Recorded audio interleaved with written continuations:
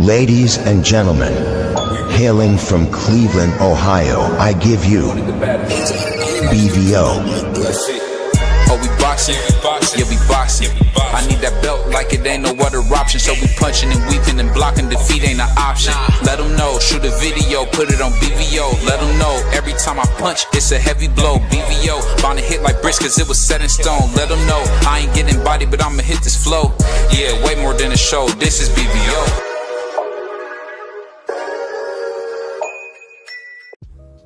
On behalf of BVO Sports TV, we would like to thank our sponsor, Raycon, makers of the Raycon Everyday Earbuds, the perfect model for premium sound with active noise cancellation to block out distractions and transparency mode to keep you aware of your surroundings.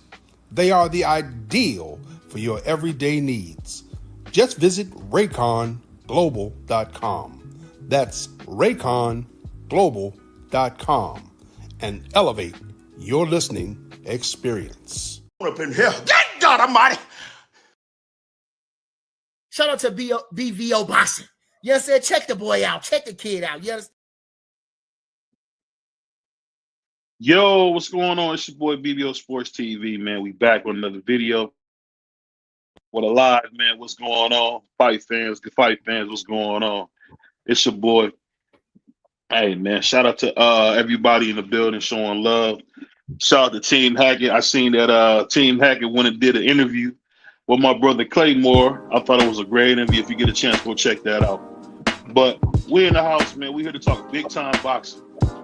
So we got Teofimo Lopez, man, getting ready to fight one of the best slick black niggas they got to offer.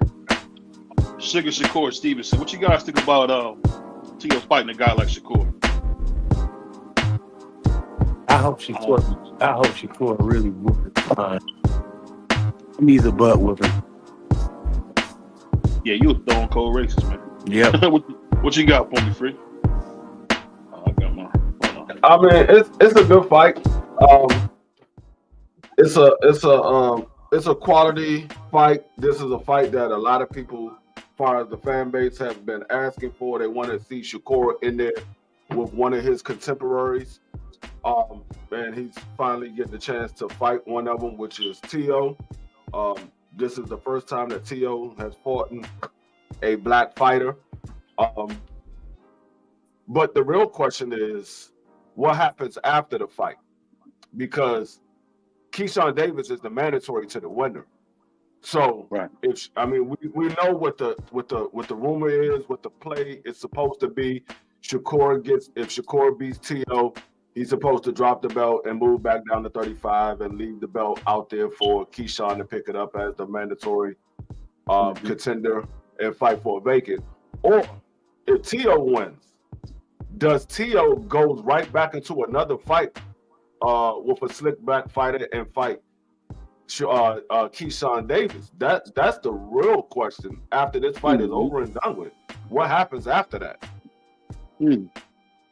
You know, it's funny you say that. I know we probably would never get it, but I would love to have Teo versus Gary Antoine. We all know that they're close, so I doubt that'll happen.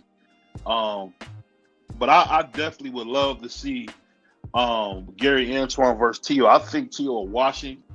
I just wish Teo would have took that fight first, because I think Gary Antoine would have been an easier fight than fighting Shakur, because you got a guy like Gary will come right to you, and you got to chase Shakur around. I don't know if that was a good idea, in my humble opinion. What would you guys say?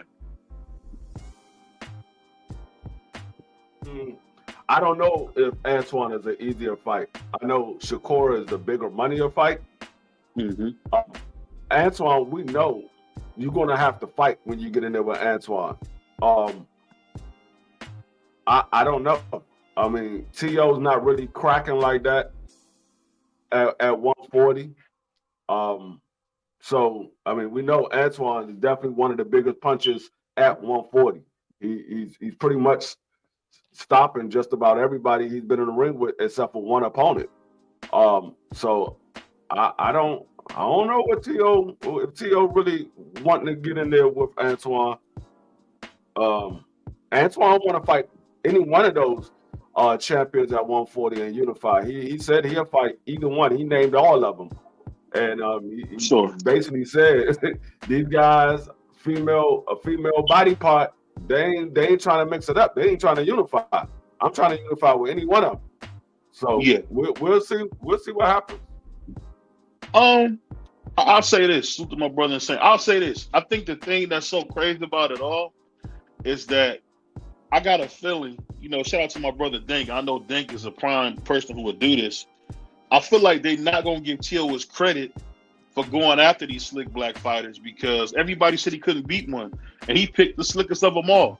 And I'm just wondering he said he going to stop Shakur, which I don't believe that to be true.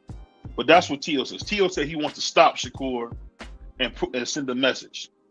When you hear Teal say that, I've never really ever heard Teal talk about knocking nobody out. What do you think about Teal saying that he wants to send a message? Y'all hear me? Go ahead. Yeah, go ahead. No, so what do you guys think about Teal saying he wants to send a message by knocking Shakur out? That would be a message being sent if he goes out there and knocks Shakur. That's definitely a message being sent because Shakur is considered one of the best fighters of their generation. I ain't gonna say of this generation because there's a new generation that's coming up now. But Shakur is considered one of the best fighters of their generation. So that would be a message being sent if Shakur gets knocked out by Tio, and that's not only a message being sent to 140, but it's being sent to all of Tio's contemporaries as well. So yeah, that's definitely if he can go out there and do that, he definitely will be sending a message to everybody in the boxing industry. Yeah, Tio also made a pretty good point in saying that a lot of people have been saying a lot of things about him and Devin Haney, but after he gets done with Shakur, he definitely wants that fight. You guys think? Now we know Devin will take that fight, but how do you guys see a fight like that playing out when you hear Tio saying, "Hey, a lot of the talk y'all saying is false. I'll fight him next." If he's able to beat Shakur and beat Devin, would that make him the greatest of his generation? May I interject real quick? Can you hear me? Go ahead. I can hear you. Hear me? Yeah, we can hear you. Oh, okay. Yep. Perfect. Good evening to the brothers on the chat. Good evening. Hello, brother. First I wanna let me sit up with this one because BBO talking crazy. BBO, did you say that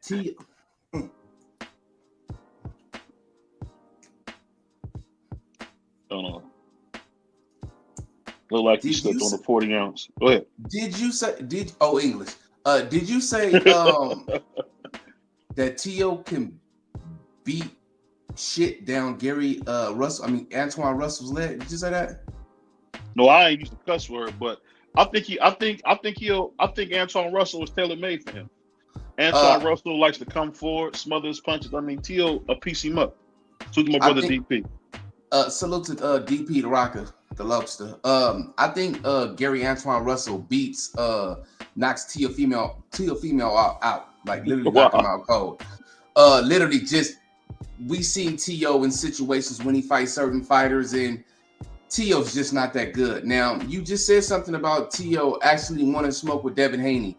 Tio could have got smoked with Devin Haney at 35 when Devin Haney was the real WBC champion and Tio was running around. What's cap? He was never the champion. He was the pride champion.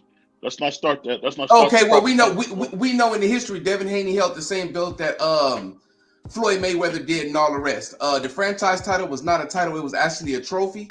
So Tio was never undisputed. But let's just go past that because we know Devin Haney was the quote-unquote real undisputed champion, like the real one. But besides that, does anybody remember, and it's actually on a magazine as well, when Tio set Donald Duck on his head and ran around like this? Yes, he's a duck. Yes, he's a duck. Yeah, you can actually look that up. That's one. So Tio actually been ducking for years. Now let's talk about the. I think my boy D freaking helped me on this one. Was it what was it? Steve Claggett? Was it Claggett that knocked Tio down twice and they didn't call it? Can you help me on that, D? No, that was they. No. That was Sandro Martin. Sonny Martin. Okay, yeah. Okay. So we seen the robbery and that, and we seen what happened with Jermaine Ortiz. With Shakur is a better boxer than both of them. To think that Teo is on the level of Shakur Stevenson is beyond bonkers, because we know Teo has a problem with fighting slick black fighters or anybody that moves and good on their feet. Now the thing was, Teo just turned down $11 million to fight Devin Haney. Let's not forget that either. You know, he turned that down. So I guess his pockets is getting a little low, you know what I'm saying? So he had to take the fight with Core. He didn't want to take the fight with Core. He just wasn't going to get paid because he didn't want to be fighting on Tubi. And honestly, I think Top Rank is done with Teo as well, but Top Rank don't have a home. So he had to take this fight. But in this fight, let's just talk about Shakur's skills. Shakur's has skills second to none. Second to none. The greatest defense. He has a good chin. He showed you he can brawl like he brawled in his last fight, and he showed you angles and he can be out of distance. What happens when Teo throws all these amazing wild shots and Shakur's there not to take it? I've never seen Teo throw wild shots. Well, actually, I have. I seen him do it in the Jermaine Ortiz fight he did. I seen him when he fought that plumber guy too, that he took to 12. And for him to knock Shakur Stevenson out, but not knock out, his last knockout was what, Richard Comey? Yep. How long ago was that? No, it wasn't Richard Comey. It was the dude at 140. Who? The guy Errol Spence fought. Oh, you're talking about Ocampo? Campus. Ocampo? Carlos Ocampo? At 140. That was his last knockout. Okay. What up, DP? Carlos Ocampo. It wasn't Carlos Ocampo. It was Campus. That's not the same one. Okay, yeah, same Campus. Yeah, that's a different guy. That had his face swelled up real bad. The one that had Teo's eyes and stuff swelled up real bad. Shakur Stevenson is not that. You know, I don't knock Teo or the skills, the limited skills that Teo has, but understanding that. Hold on, brother. I didn't interrupt you, brother. I did not interrupt you, brother. I didn't interrupt you, brother. The limited skills that Teo has. When he's going in here we got him and we got Shakur and Devin neck and neck pretty much when it comes to the skills department. When you're throwing shots and you can't hit them, when you're out of range, you know what I'm saying, and moving the best like Teo can do. Can we admit this, BBOs? Because you know you're an honest guy to me. You know what I'm saying? You got an honest face to me. Can we admit that Shakur Stevenson has the best feet in the game and the best defense in the game as of right now? This is a sick Negro. I understand that, but can you answer the question? No. Can you answer the question? Dude, Shakur Stevenson. Okay. No. Okay. Well, we know Shakur Stevenson has the best feet in the game. He's very elusive. Says who? We know that Teo, the tapes. Oh tapes. My God. Go back and look at the tapes. Go look at the tapes.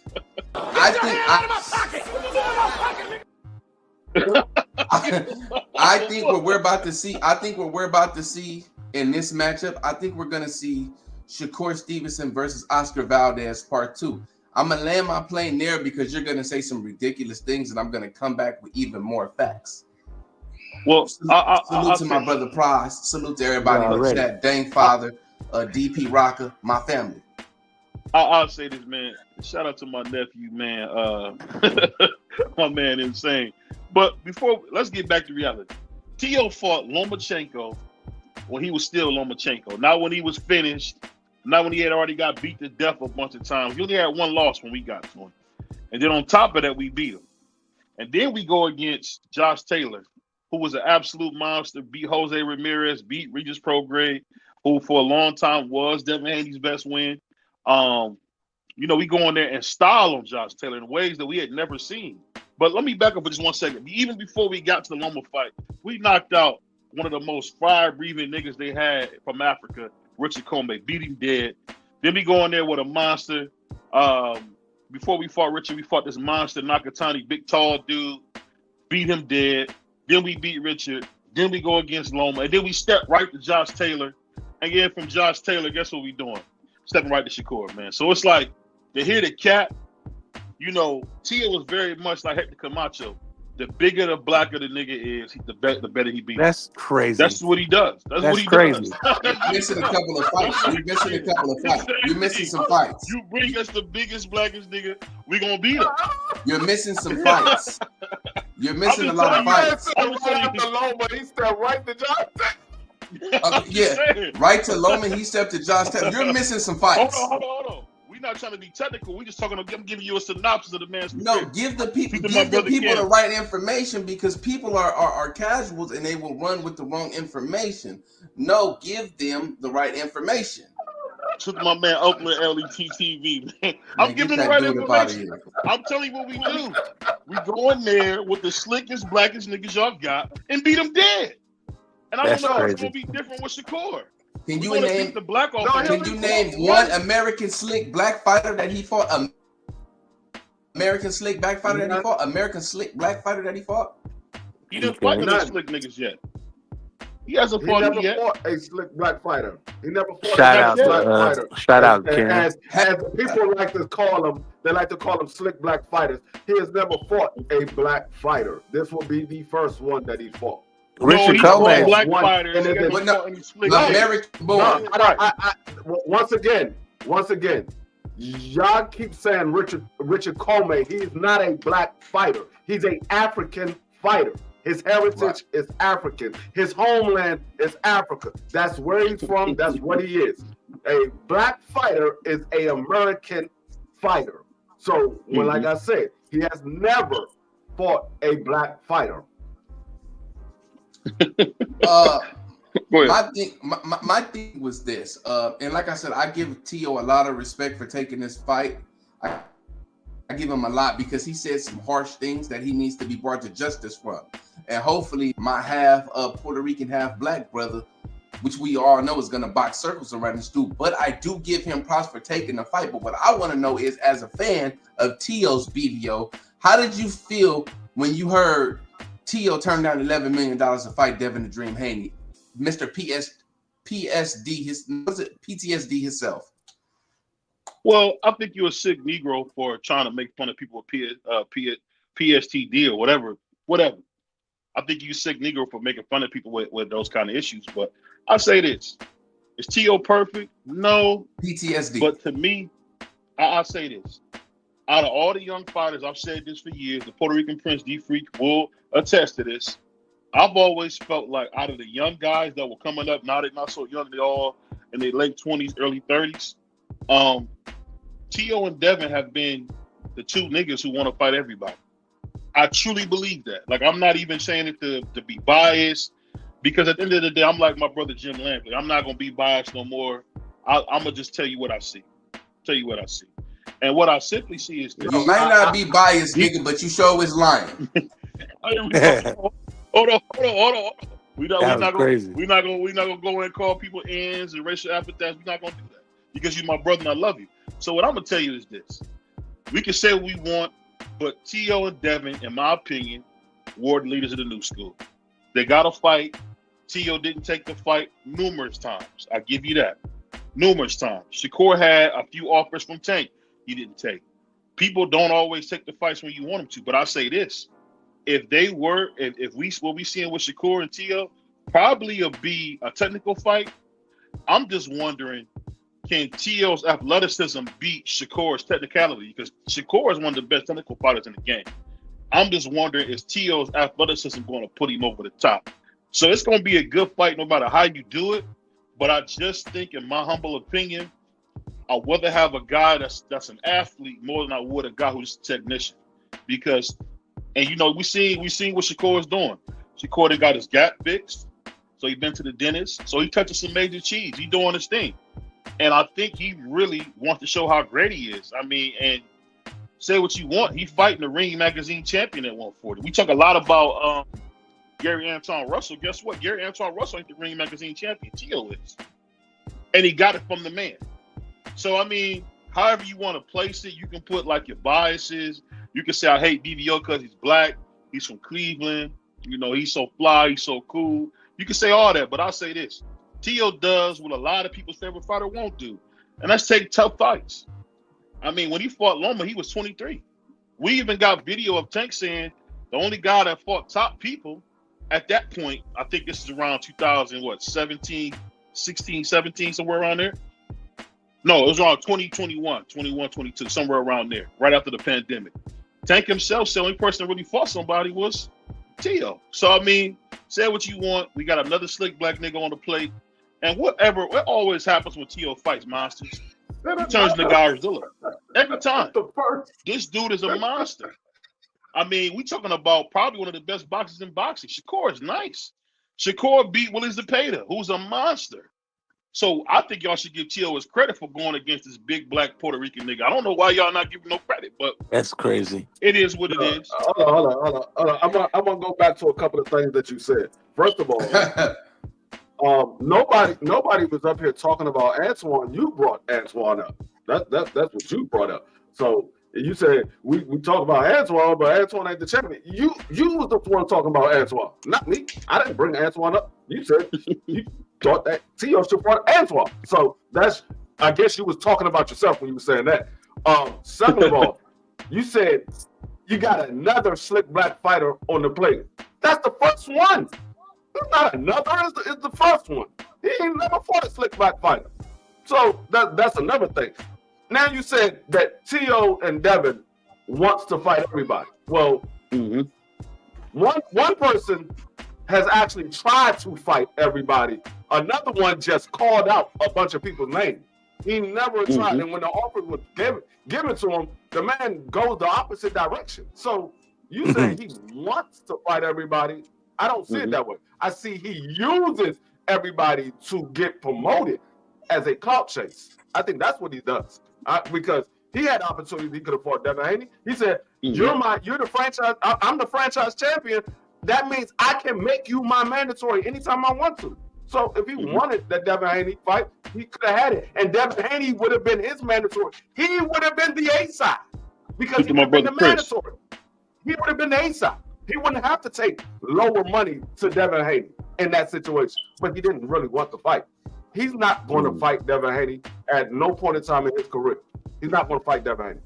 Devin Haney is way too big for him now. They said the same thing about Sugar Ray Leonard fighting the Marvelous One. He still fought him. But you just want to cut people off. Nobody said nothing while you was talking. I was saying quiet. I was saying quiet.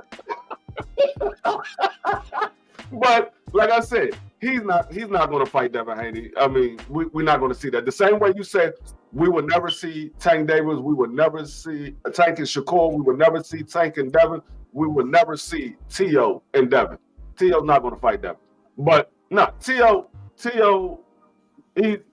he's a good talker, but no, he's not backing it up. Now, I give him credit. He took this fight. And this could be a fight that changes everything. But I don't believe that Tio beats Shakur Stevenson. I've seen multiple fights from Tio. I've watched Tio fight. I watch how he moves.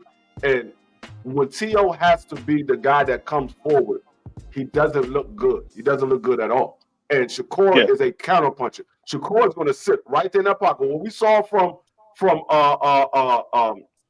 Lamont Roach on Saturday, that's pretty much what you're going to see from Shakur. He's going to be a guy that's going to sit in the pocket, judge his distance.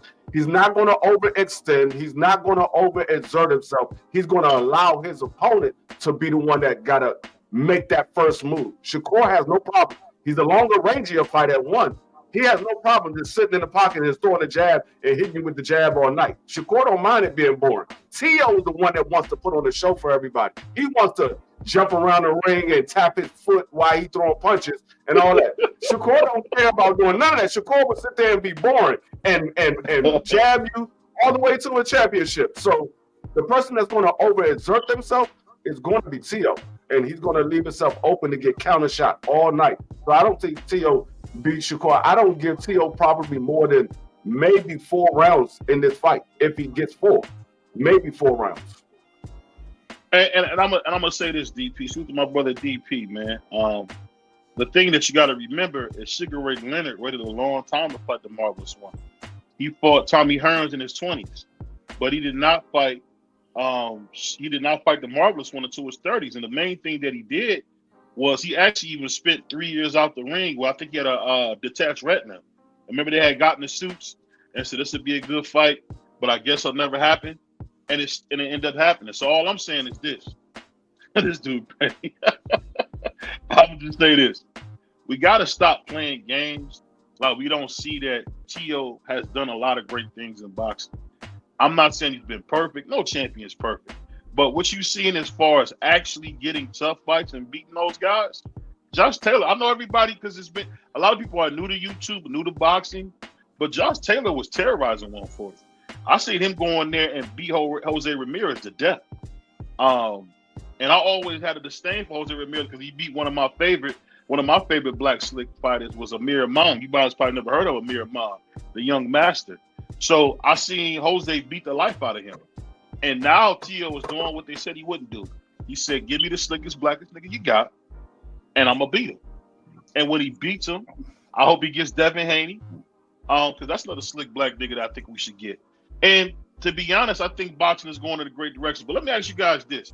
This is something that came across my desk, and I wanted to see what you guys thought.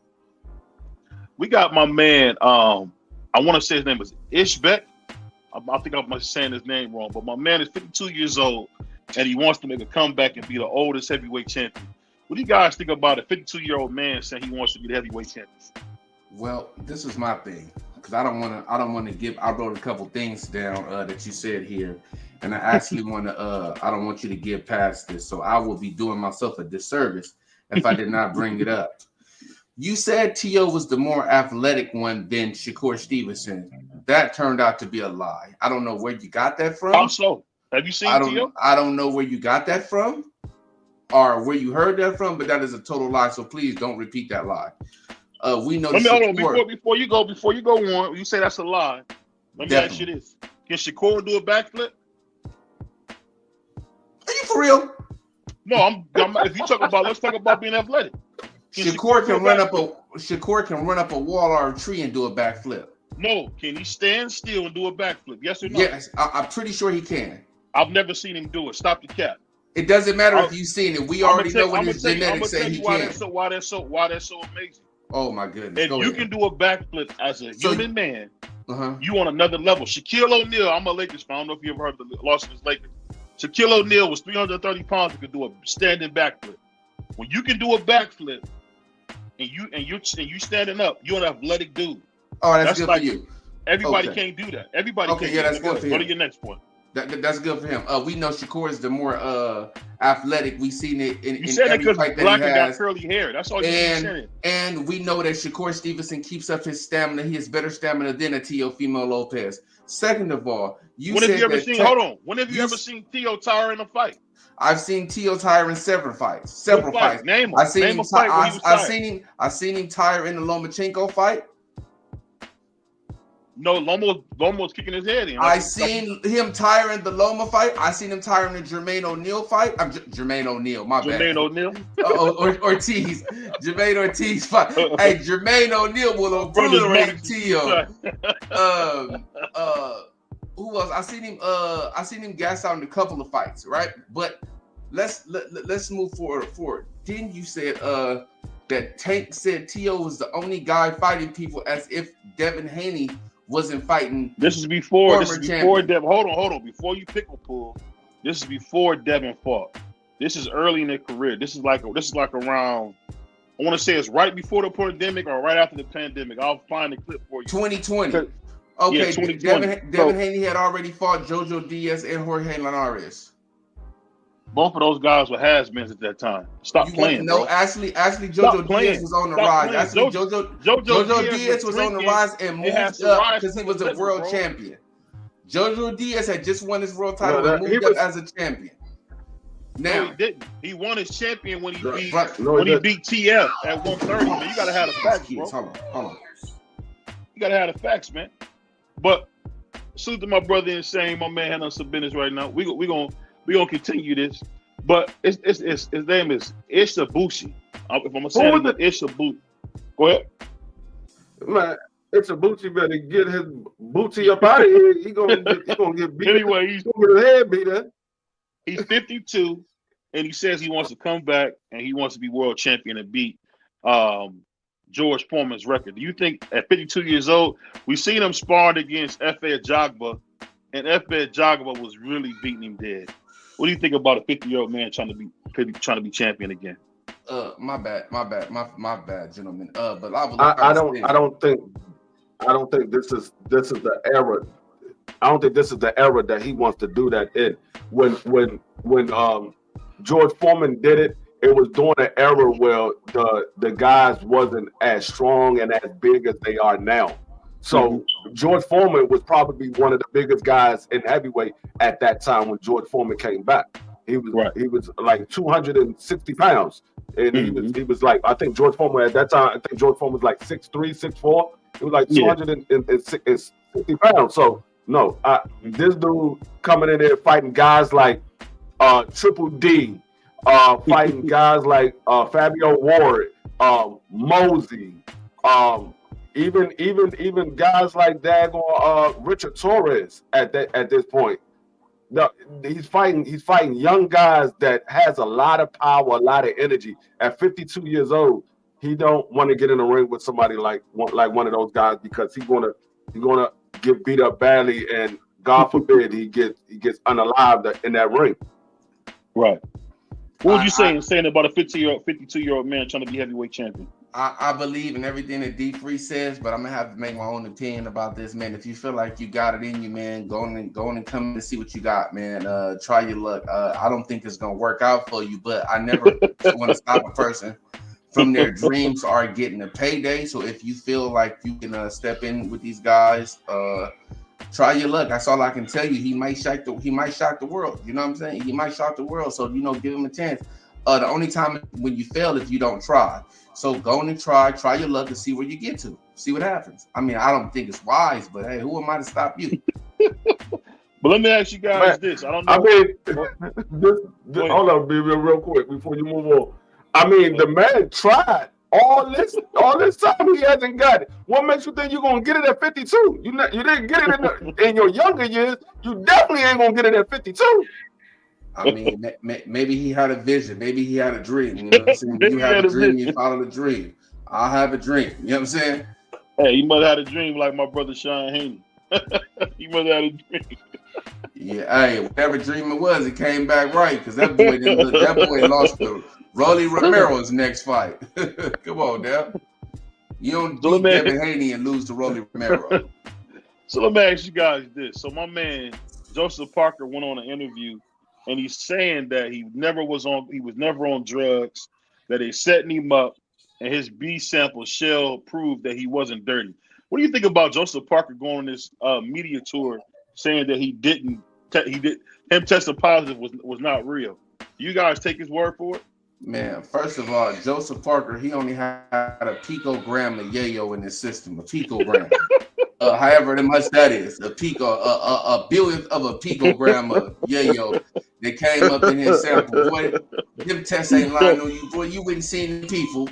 You got right. You thought it wasn't going to show up because it was a picogram, and it came back. I'm tired of these boxers getting caught with drugs in their system, whether it be PEDs or extracurricular activity drugs. You, David Benavidez, y'all mess with them same Colombians, and they got you right. I mean, don't be ashamed of it. Say I took a picogram of a bump, and you know what I'm saying, it came back. I mean, just it is what it is. But every time you hear Joey Parker talking about God, he's talking about how he gave his life back to God. Shoot the vacay bay. But that's what he always saying. He always talking about God. Hey, what I will say is, maybe he had a poppy seed bagel or something, because he might have. I mean, because if you eat a poppy seed bagel and you take a urinalysis, you will pop dirty. You will pop dirty. That's a known fact. Poppy seeds, you're going to pop dirty. So maybe that's what it was. He had a poppy seed bagel earlier that morning before he took the urinalysis, and he that's popped crazy. Dirty. I don't know. I don't know. I haven't heard that's wild. So long. That bump you think? No, I mean it's 100. You can look it up. It's 100% fact. If you go to any laboratory, they will tell you, do not eat a poppy seed bagel. Do not use this. Do not do that. Poppy seed bagel is literally on the list of what not to do before you take a urinalysis, because you will pop dirty. Yeah, the only problem I have with that is, where did he get the poppy seed bagel? Because we know what comes from poppy seeds when you mine it the right way. So where did he It is get not that? yayo. No, I mean, no, poppy seed bagels are sold in the grocery store. What are you talking about? They sell poppy seed bagels. No, what everywhere. he's saying is that's more of an opioid that you get from poppy seeds. You don't get what was in him from poppy seeds. Hey, I'm just trying to get a man the benefit of the doubt. Maybe he had one of those. I'm trying to get a man the benefit of the doubt. He said he ain't do no. He said he ain't do no yayo. He said he ain't doing no yayo, so maybe he had a poppy seed. Man, I'm trying to get a man the benefit of the doubt. I don't know. I know it would never pop up in my system. I know that it would never pop up in my system. D Free, as my public pretender, you are fired. Thank you. Come again. Hey, let me ask you guys this. It's another thing that I was reading about that kind of got me laughing to myself. What do you guys think about Richard Torres supposedly getting cold feet and fighting Frank Sanchez, saying that it might not be enough money? What do you guys think about that? I'll let Prize I think what he meant to say. I think what he meant to say was he doesn't have enough skills. Not that it might not be enough money. He might have meant to say he don't have enough skills to get in there with Frank Sanchez. So he don't want to get in there. Hold on, but we see them get beat dead by Caballero. That don't count? Yeah. But Caballero didn't say it wasn't enough money. Well, hold on. Listen to what you just said. Caballero beat the brakes off of him, but Caballero didn't say it wasn't enough money for me to go in there and beat the brakes off of him. He said, "Okay, you giving me that? Bet I'm gonna go in there and beat the brakes off." This man, Richard Torres, probably haven't seen close to $1 million in his career yet for a single fight. Talking about it's not enough money, man. You know you're gonna get your head beat in. That's what the problem is. Hold on, let me hit this picogram, what they call in Joseph Parker sample real quick. Hit this picogram. I hit a billion of a picogram. What it sound like? What it sound like is that Teofimo Lopez language that is not enough money and this and that. You know, we got a lot of ducks in boxing. You know what I'm saying? We had dudes running around with ducks on their head. We got Lomachenko ducking. We got Tank Davis ducking. We got all these dudes ducking. And I guess in the heavyweight division, Frank Sanchez is one of those guys that have dudes ducking. Now, we know Frank to be having them Cuban skills. You know what I'm saying? He come from the Cuban school of boxing. And he was just going to box this dude's ears off. But what I'm trying to figure out right now, and D3, can you back me up on this one? If you can, if you may. Would I be going to jail for doing what I just did, that Joseph Parker with a picogram, a billionth of a picogram? You go. The man shit ain't doing it, saying you go with it, saying. Your body does not naturally, I'm a space alien, as you guys can see. I'm an alien. This is my real face here. So in my culture as being a non-alien, I don't know what the human body has, but as we studied the human body, we seen there was not yayo in the human body. You had to ingest yayo. So what do you want me to do? Look, instead of Joseph Parker doing like this, fighting, he was doing like this. You can't see me. He was doing a Tony Yayo. Doing a Tony Yayo. You know what I'm saying? No wonder he wasn't throwing punches when he got hit. That picogram kicked in. He was like this. Look. Eyes like Taco hat. Man. Hey man, shout out to Bug Eyes. But wait, let me say one more thing. And for you to want to fight back at 52 years old, you probably own that same thing that they own. But go ahead, though. I mean, I think Abuche is bored. I don't know if you guys remember, there was a report that came out where Vladimir Klitschko wanted to come back because he was bored. You know, Vladimir Klitschko be running 5-6 miles like it's nothing. So I mean, some guys, it's just in them. Some of these guys love, but I heard Floyd say he's not opposed to coming back and fight. And Floyd is old as hell. So I mean, I don't know. But you usually gotta rip the shorts off of him because we seen Shakur Stevenson was old. Ain't that when he fought Ken what's his guy? Terry Norris and The white Technical guy? Macho. Yeah, he fought a bunch of tough dudes like right before he quit. Well, if I may interject myself, I remember a speech that made total sense when I watched Balboa. Mhm. Balboa said that he has this beast inside of him that he's trying to tame. And once he was done fighting Antonio Tarver, he was like, the beast is gone, and he just felt happy. He was satisfied. These guys have this warrior mentality to where a warrior dies in battle, and they feel like if I may go in the ring because this is what I love to do. It's a warrior spirit. It's a real warrior spirit. And some people have to go out on their shield to where they go out with a smile on their face because they was doing what they love to do. If that makes any sense. That makes perfect sense. I just want to bring this one thing up as we go to this next topic, and then we're going to just talk some boxing. What do you guys think about Ja Obertai breaking his opponent's neck with a punch? I've never heard of that. Apparently, the young man will make a full recovery, but he broke the man's neck in the fight. And I'm just wondering, do we really think the Mexican Pussycat will go in there with a guy that's breaking people's neck with punches? Do we think that for real? I mean, y'all think David Benavidez, the Pussycat, will really go in there with a dog like Caballero? Caballero broke a man's doggone neck. You can look that up. He broke his last opponent's neck. Is he the scariest man in boxing? Because I became a fan of Ja Obertai on Saturday morning. What about you guys? Well, the thing is, the first thing I would ask is, salute to my brother BFTB, my brother D Free, showing much love to the grave digger. My thing is this, man. First thing I will ask is for drug testing, Olympic style drug testing, because if you hitting that hard, you sound like you hitting harder than poor people live. If you broke a man's neck, I want to see the analogy of your urine and blood samples to see, do I feel like David Benavidez can go in there and maul him? Yes, I do, because you can have power punchers, but skills always pays the bills. And with the right skills, you can do the same thing Devin Haney just did to Brian Norman. Neutralize him and put him back where he needed to be, in the losers column. So shout out to the guy. Hopefully the guy gets better with his neck broken, but I hope that they took urine and blood, and we need to see what's going on with that. That's very alarming. Y'all never heard of that. Have you ever heard of that? Free somebody breaking somebody's neck? Yeah. Who are we talking about first of all? Ja Obertai, his last opponent, this past Saturday morning, he fought at 4. He broke the opponent's neck. I didn't know. Yeah, I never heard of that.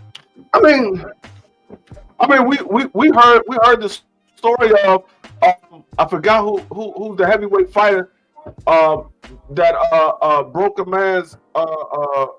man's spine from hitting him with a body shot. So we heard of the story. I think it was it? I'm trying to remember. Was it the heavyweight fighter or was it Sugar Ray Robinson? I can't remember who it was. But Sugar Ray Robinson on the live. You look it up. I know him about on the live and the guy. No, I know that. But if you hit a person, I mean, it can happen. But I don't know. I didn't see the punch. I didn't see the fight. Say, because I think he might have fractured a bone in his vertebrae or in his neck area. And of course, once something is fractured, is literally, that's a break. It's fractured is a break. A fracture is nothing but a crack of the bone, so it's a break. Yeah. But I'm not going to say that he literally broke the man's neck like that, because if the man finished did he finish the fight?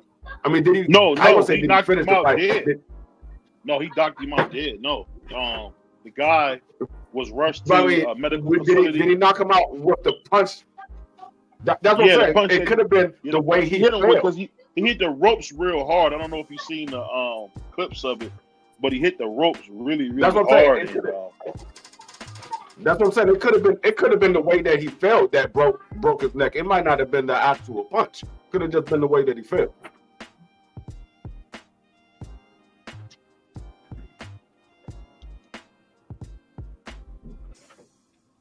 Do I hear anybody talking? D-Free, can you hear me? I can hear you. I think BBO froze. Yeah, Okay, I think BBO froze up real quick. Oh, okay. Well, yeah, Free. Like I say, man, that's some incredible power there. Like I said, I didn't see the punch. You said he felt kind of awkward on the ropes. Maybe that's what was going on there, and they rushed him to the hospital. But man, you know, much prayers for him and his family. You know what I'm saying? That could be very trauma, and that's a long road to travel back from, especially a injury of that sorts. You know what I mean? What are they calling the actual injury? I'm not sure what the actual injury is, but if you have a cracked bone anywhere in your body, it's a fracture, but it's a break. It's 100% a break. And if your neck is broken, you know what I'm saying, it could have been more damaging things. You know, a person can be never get back up from a situation like that. So we just hoping for a full recovery. But this is the hurt business, so you know things like that happen in this business. Mm-hmm. Since we're waiting on my guy to get back. Shout out to Vacay, man. Shout out to the chat. Smash the like button. Definitely. Shout out to everybody in the chat. But no, I agree with everything that Insane just said. I didn't see the actual fight, so I don't know. This is and I believe what BBO was saying. I'm not saying that he up here lying or anything like that. I believe what he's saying is true. So I can't really speak on it. All I can say is maybe it was the way that the guy fell or something like that. I don't think it was the actual punch, but it could have been. I don't know. But nevertheless, I still think David Benavidez, putting the right game plan together, he can beat him. I don't think. I mean, there's nobody in the sport of boxing that's literally invincible that can't be beat. Anybody can be beat on any given night. It's just a matter of who comes in there with the right game plan on the right night. I mean, you can have the very best boxer in the world and the very worst boxer in the world. But if the worst boxer put the right game plan on and the best boxer have the worst game plan, we could see an upset. It happened many times before. So in any sports, 2-3. Yeah. So I'm not going to say that he can't be beat. I think Jao is a great opponent. He's a great champion. He's one of the best cruiserweight champions of his era. So I think if David Benavidez is not getting the recognition of being a pound for pound fighter, a great fighter, or anything like that, if he goes through these next 4 opponents where he already took 1 out, if he goes through the next 3 and then get Jao overtime and beat Jao overtime, you gotta say he probably, if not the number 1 pound for pound fighter, got to be up there number 2, number 3. Do you have him anywhere up in your 10 free now, Benavidez? Me personally, I got David Benavidez number 2. Number 2? I got him I got him number 2 because I don't go off of accolades. And I'm looking at David Benavidez, what he is doing to his opponents. Right. No matter what their skill level is, what David Benavidez is doing to his opponent. I see him fight brawlers. I seen him fight boxers. I seen him fight counter punchers. I seen him fight guys that like to be dirty. This man, David Benavidez, is taking out every one of his opponents. Whether he's stopping them or he just beating them up, he's taking out every one of his opponents. Yeah, so I like David Benavidez. I don't got him that high up on the list, but I got him on my list. I actually probably need to make a new list. Go ahead, Insane. I don't have David Benavidez up that high. I actually got him on number 6, but I gotta ask my brothers a question because I like a difference of opinion. Where do you guys think the boxing is headed to with the amount of ducking that's going on in the sport of boxing today? And people being actually okay with saying it out loud. Yes, it's like wrestling. You can just. It's always been the Wild Wild West, but now the ducking that's going on is at an all-time high. I don't think I've ever seen this much ducking going on. Maybe I was younger and stuff was going down that I didn't know. I didn't care about the business of the boxing. I just cared about fights. But the ducking that's going on now is just nasty, man. You got guys like Rolly saying, "I'll never find Devin Haney. I'm trying to make money." Then what? Well, who are the people you think you gonna get money with? So you got Yeah, stuff like that I going don't. on, and it's just whack, bro. Go ahead, Free. Yeah, no, I was gonna say I don't know. It could have been just as much ducking back in the day when we say it was the golden era of boxing, but we didn't have social media, so we wasn't Yeah, we that's what I'm wasn't saying. Yeah, given the privilege of having all of the information given to us. We was only going by what was being put out there and what we was reading. That's all we were going by. So we would say, okay, this man want to fight this man, and this man said, okay, when there's an opportunity for them to fight, they're going to fight, and then they end up fighting. But we don't know all of the particulars in between that this man was literally his mandatory or he was giving him more money to fight him and all that stuff. We don't know all of that stuff because we didn't have the internet, we didn't have social media back then. So it could have been going on the same exact way. It just we wasn't privileged to the inside information that we're privileged to now. Because now we can actually speak with the boxers, speak with the managers, the trainers, and things like that. So we can get information that back in the 80s and in the early 90s we wasn't privileged to. We wasn't privileged to that information. We definitely wasn't. You're 100% correct on that. My thing is this, man. Since I've been enjoying the sport of boxing, this new era, guys, they don't have no shame in ducking, man, and they do it. The things that Tank Davis is doing now, calling out Pitbull Cruz for his next fight when he could be fighting Lamont Roach. The way these boxers don't understand who truly pays their bills. What you have to understand is we pay your bills. We come to see you, we come to be the butts in the seats, bro, to come see you to pay for your lavish lifestyle. So the disrespect that we get is insanity, and then the major ducking that we get is insanity. Rolly Romero and these fans as well are praying to God they don't have to see. I heard a fan say, "I pray to God Rolly Romero goes another way." Rolly Romero says he wants the big fights. Well, there's no bigger fight at that weight class than Devin Haney. That's what I don't understand. You're saying. That's what I was just saying a minute ago. Like, I'm never fighting Devin, like a little girly man. Right. He running around here like a miss nigga, and he needs to be stopped. I don't like that kind of talk. So, like, who else? That's what my question was. Who is he going to fight to make this kind of money that he's talking about at welterweight? Well, that's when I was stating, you're not going to get any money at the welterweight division if you're not facing Devin Haney. And I don't think Manny Pacquiao garners that much money anymore just off of namesake from what we've seen what he just did with Mario Barrios. I believe that Rolly Romero is drinking the juice to where he feels like he's a star, the same as Richard Hitchison telling Gary Antoine Russell, you need to do something in the sport and build your name up. Brother, you haven't even built your name up. Yeah. You only fought George Kambosos, who's been stopped and beat up multiple times. The level of audacity of these fighters and this diva attitude that these guys got, they're destroying the sport of boxing. And I believe, if people don't want to believe it, but Devin Haney is the money man. Devin Haney's the money man, and that's who you're going to have to go through to get money. So when you say you want big fights, there's no bigger fights than Devin Haney. And I know somebody's going to say in the chat, oh, what about Ryan Garcia? Well, Ryan Garcia does not sell unless he's with a Tank Davis or a Devin Haney. So the sport of boxing right now is in a kind of effed up place, and hopefully fans like us can fix it. Let me ask you this though. My bad. A little technical difficulty.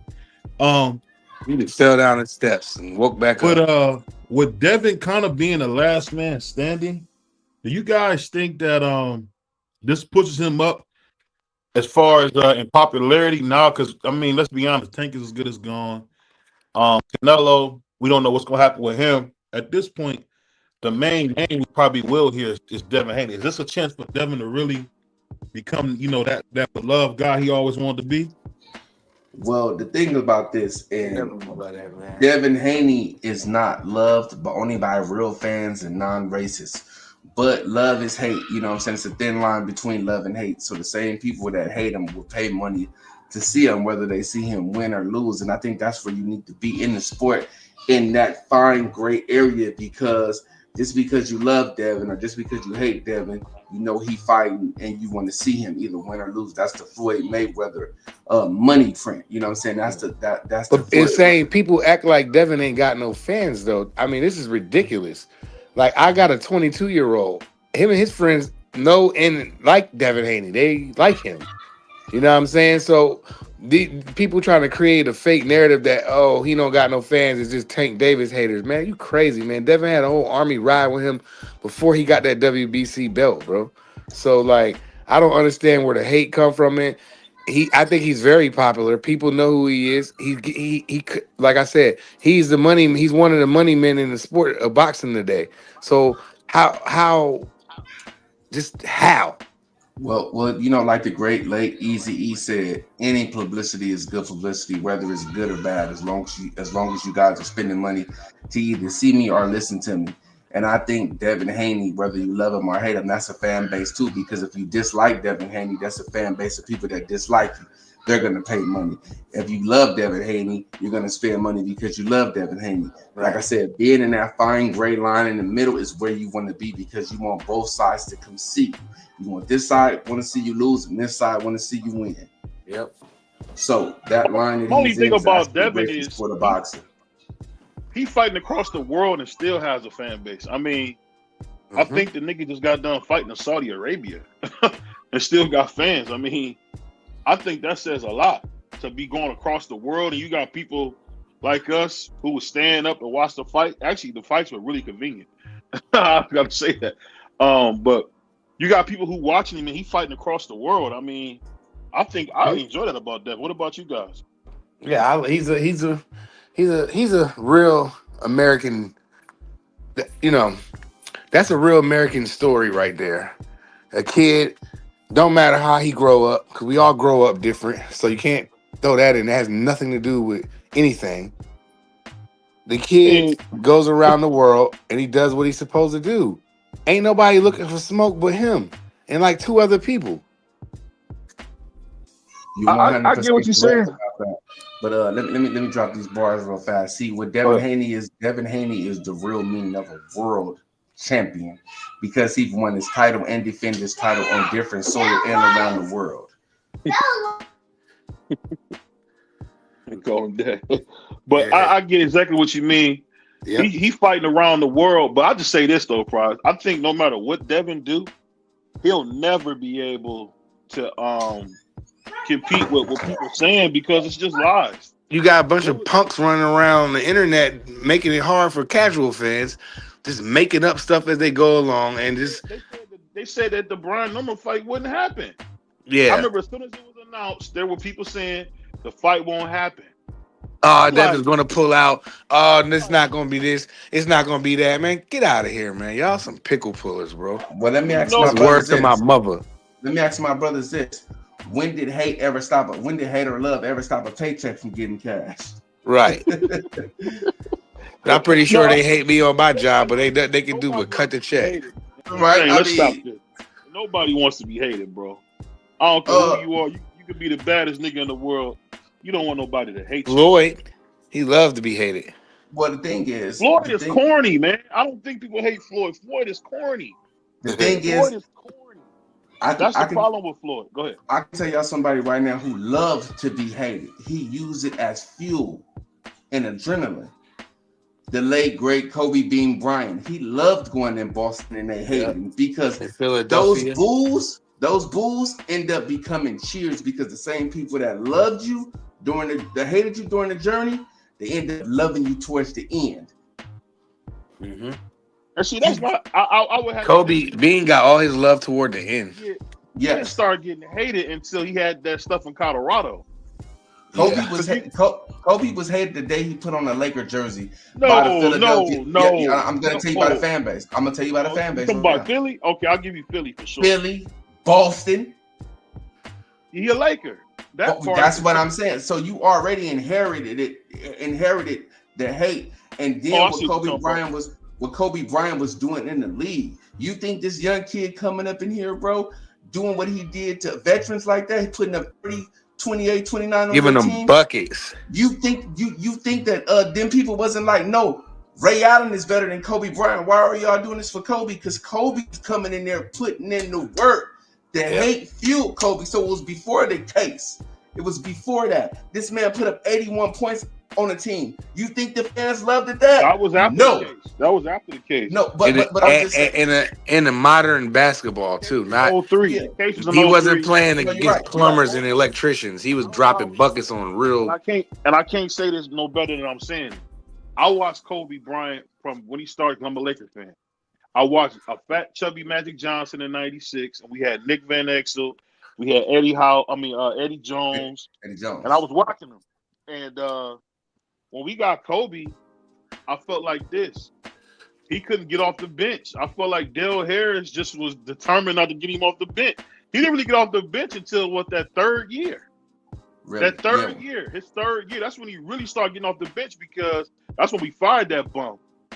Because in '98, I don't know what possessed Kobe to shoot them shots in Utah, dog.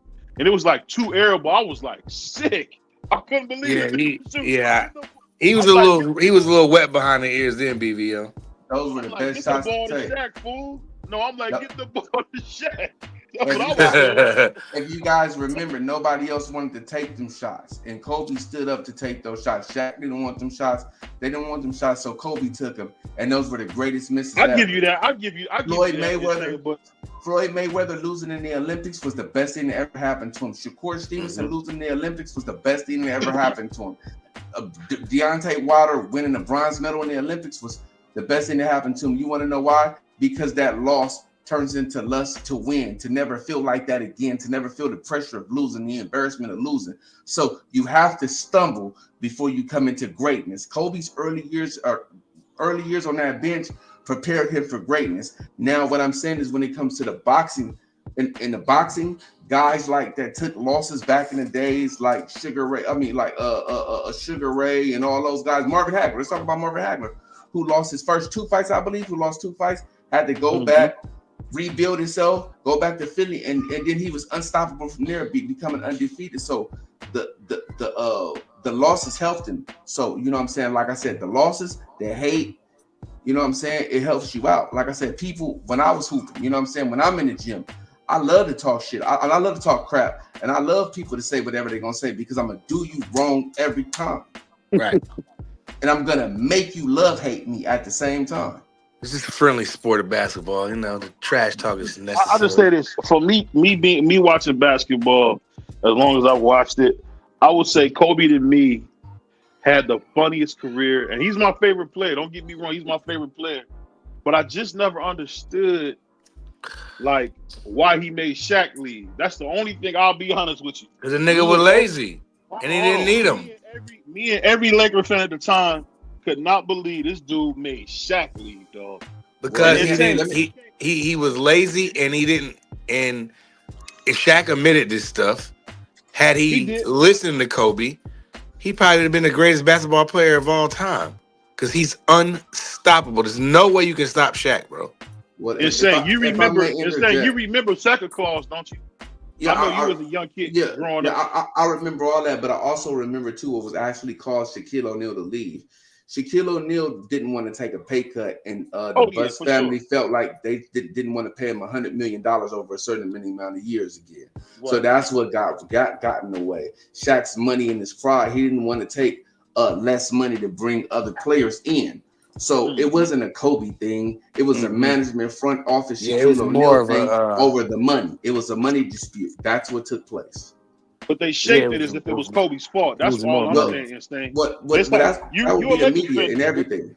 They shaped that punk Jim Gray to me was horrible for our championship years because Jim Gray would interview Kobe and have Kobe say stupid stuff, and then Shaq will react, and then we like.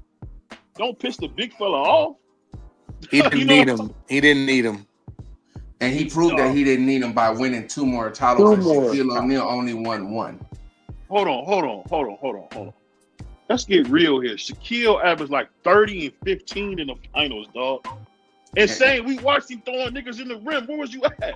That's I know okay. You seen that. No. Him doing that. And that's fine. And I also seen Kobe Bryant put dudes in the rim, and Pau Gasol play his position, and Andrew Bynum play his. I seen Kobe win 2 titles without Shaquille O'Neal and make it to more finals than Shaquille O'Neal. Kobe Bryant in total made it to 7 world championship finals. Yeah, I think he was 5-2. Yeah, he's 5-2, and he won 2 without the great Shaquille O'Neal. So, well, Shaquille was what, 4-2? Shaquille lost to Houston. He lost to Houston. He lost to Detroit. He lost to Houston. He lost to Detroit. So he's only 4 he's only lost twice. Yeah, he lost twice. He won in Miami. So yeah, and Kobe only lost twice. But the thing is, like I said, 5 always beats 4 any day. But they both were great champions. I'm not trying to say anything about that. So what I want to revert back is to the initial question: if people don't want to be hate, we don't care if you hate me or not. Your hate fuels me. I love to see your face when I'm breaking your heart, shooting threes like Reggie Miller did. Michael Jordan coming into the building, knocking the New York Knicks off. Devin Haney beating Brian Norman. Frank Martin just knocking out who he brutal knockout, by the way. Shout out Frank the Ghost. Frank, that was a brutal knockout. Would you put that in the canon? Would you put what you say? And I said fighters like Floyd Mayweather when they beat Manny Pacquiao, crushing the Pactar's dream. Yeah. That was a horrible fight, though. Insane. No, it wasn't. Man, that was a horrible fight because it was an easy fight. That's what it was. I don't know what was wrong with Manny Pacquiao, man. I watched that fight. That fight got neutralized. BVO. He was throwing punches and he was landing. Floyd Mayweather was just better. That's all that is. He was just better. And he would be better at 10 out of 10 days. I can go with that. I'm just saying, I just don't understand why Manny, if he was really hurt, like he said, why did he pull out the fight? He wasn't hurt. He make up excuses. I know I didn't pay all that money to see that jump. I mean, that was horrible, thing. It was an excuse, the same excuse that Top Rank made when they said Teofimo Lopez had air in his lungs. Right. Get out of here. They said he had air in his lungs.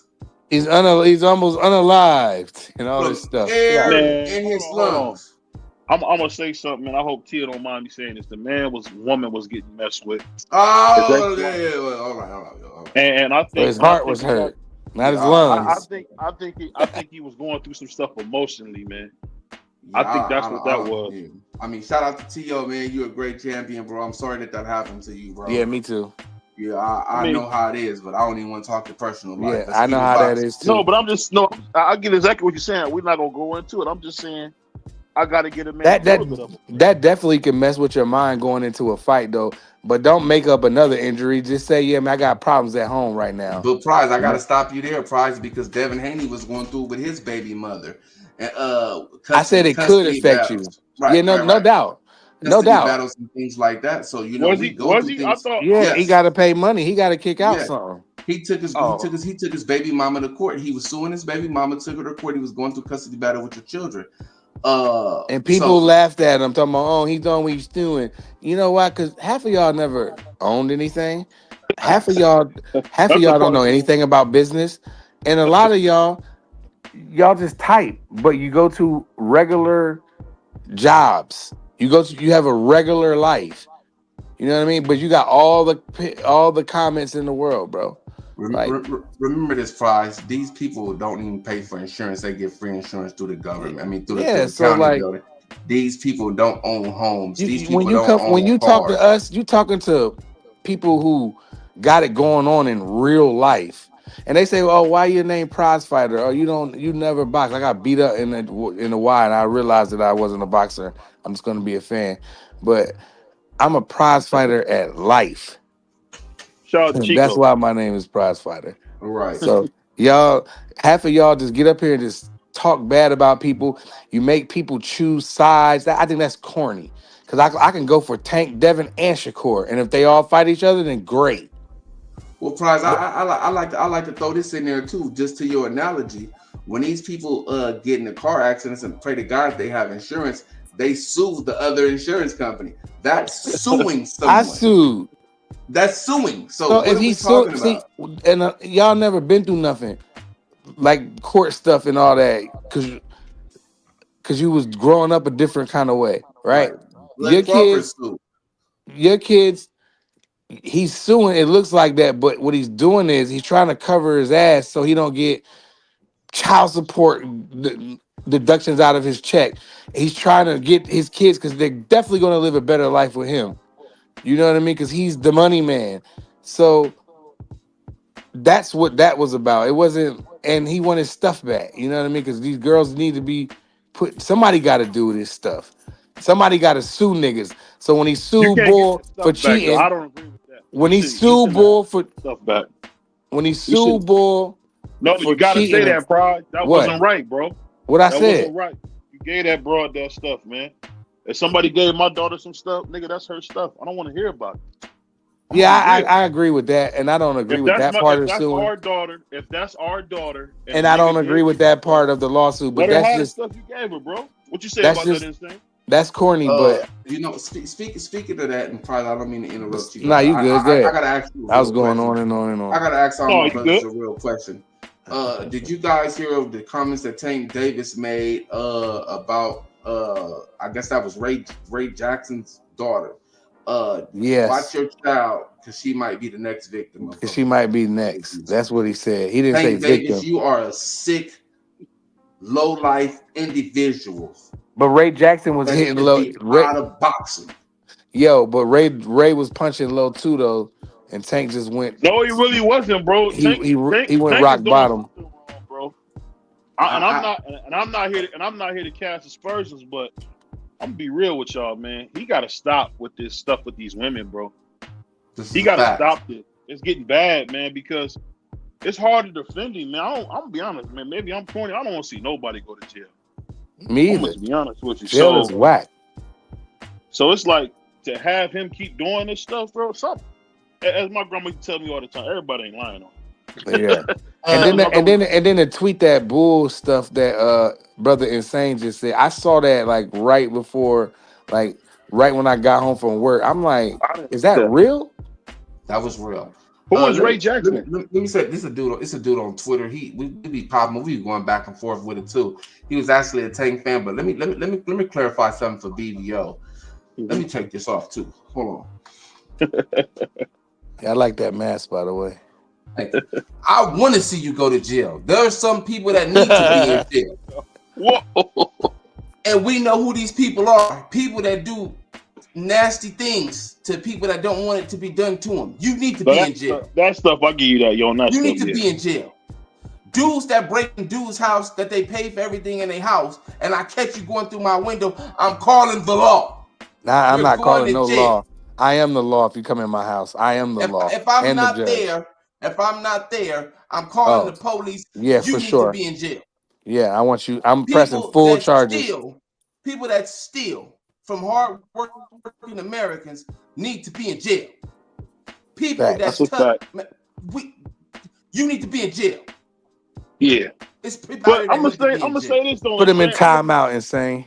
Say this, Insane, because I know I always get in trouble with this, but I've been to the youth authority, bro, and that was enough for me to say I'm gonna change my life.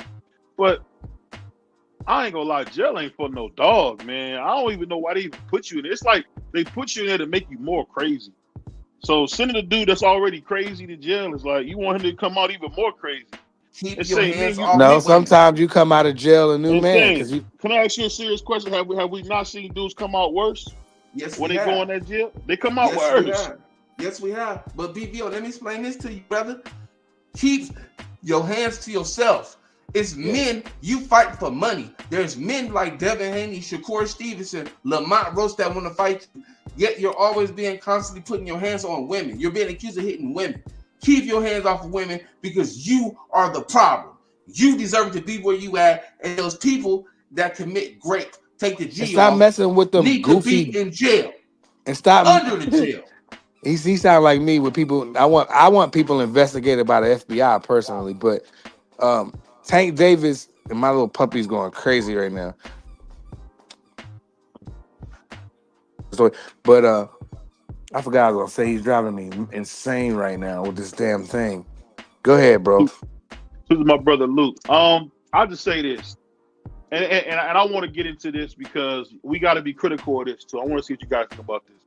And we're gonna try to. I'm gonna make sure we watch our mouths. We're not gonna do no cussing on this. We're gonna keep it. We're gonna keep it BBO stuff. Man, we don't Let me ask you cuss. guys this. And I want to hear this from you, Insane. If a man gives your daughter stuff, do you think he should be able to get it back?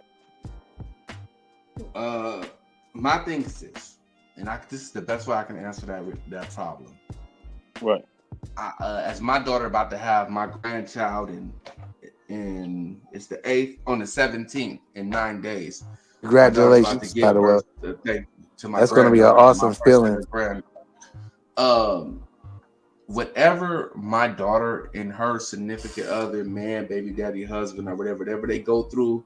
Whatever happens in their breakup, that's their breakup. Whatever they want to take from each other, keep, or however that works. I'm not in that part of their relationship. My thing is this: I'm only in the part to where you're doing nefarious things to my child. The material things I don't care about. It's the mental and physical actions that I care about. Talk to him. That's where I'm going to get involved at. Anything else, when it comes to materials, I'm not involved in it. Y'all handle that. Let the courts deal with it. Shout out to Papa Insane, yeah. But like you're right, BBO, and I don't like that part about it. Like if somebody gave my daughter stuff, and I'm pretty much Insane. Pretty much said I pretty much feel the same way as him. Like all I care about is the mental and physical part. If I don't, but y'all, I'll say something to them. Don't be tearing each other cars up and doing goofy stuff. But all I care about with my two daughters is the mental and physical part. You're not going to mentally abuse her, and you damn sure not going to physically abuse her. Because first of all, she got me.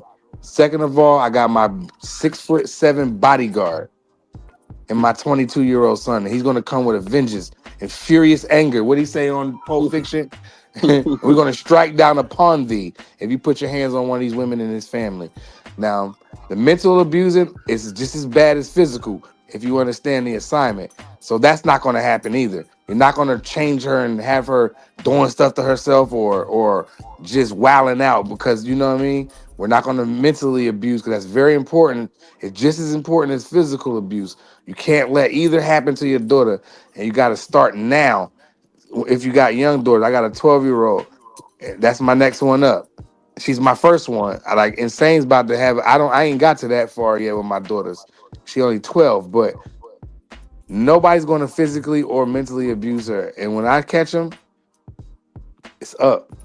What I would say is this: if I'm blessed to have a son, I would say this: you really can't even talk to women like I thought either, because sometimes you'll say little stuff to women, and that comes off as mental abuse. You just trying to like antagonize her. You're not trying to be physical, but you just saying messing with her. Yeah, and I would say even that is wrong. And yeah, that's part of mental abuse, BBO. If you're telling a girl, man, you ain't gonna make it at your job, like you should quit. Not even like that. I'm talking about just like, I guess what I would consider roasting. You can't even do that. You got not all the time, and it depends what kind of woman you got. Too, because they're all different.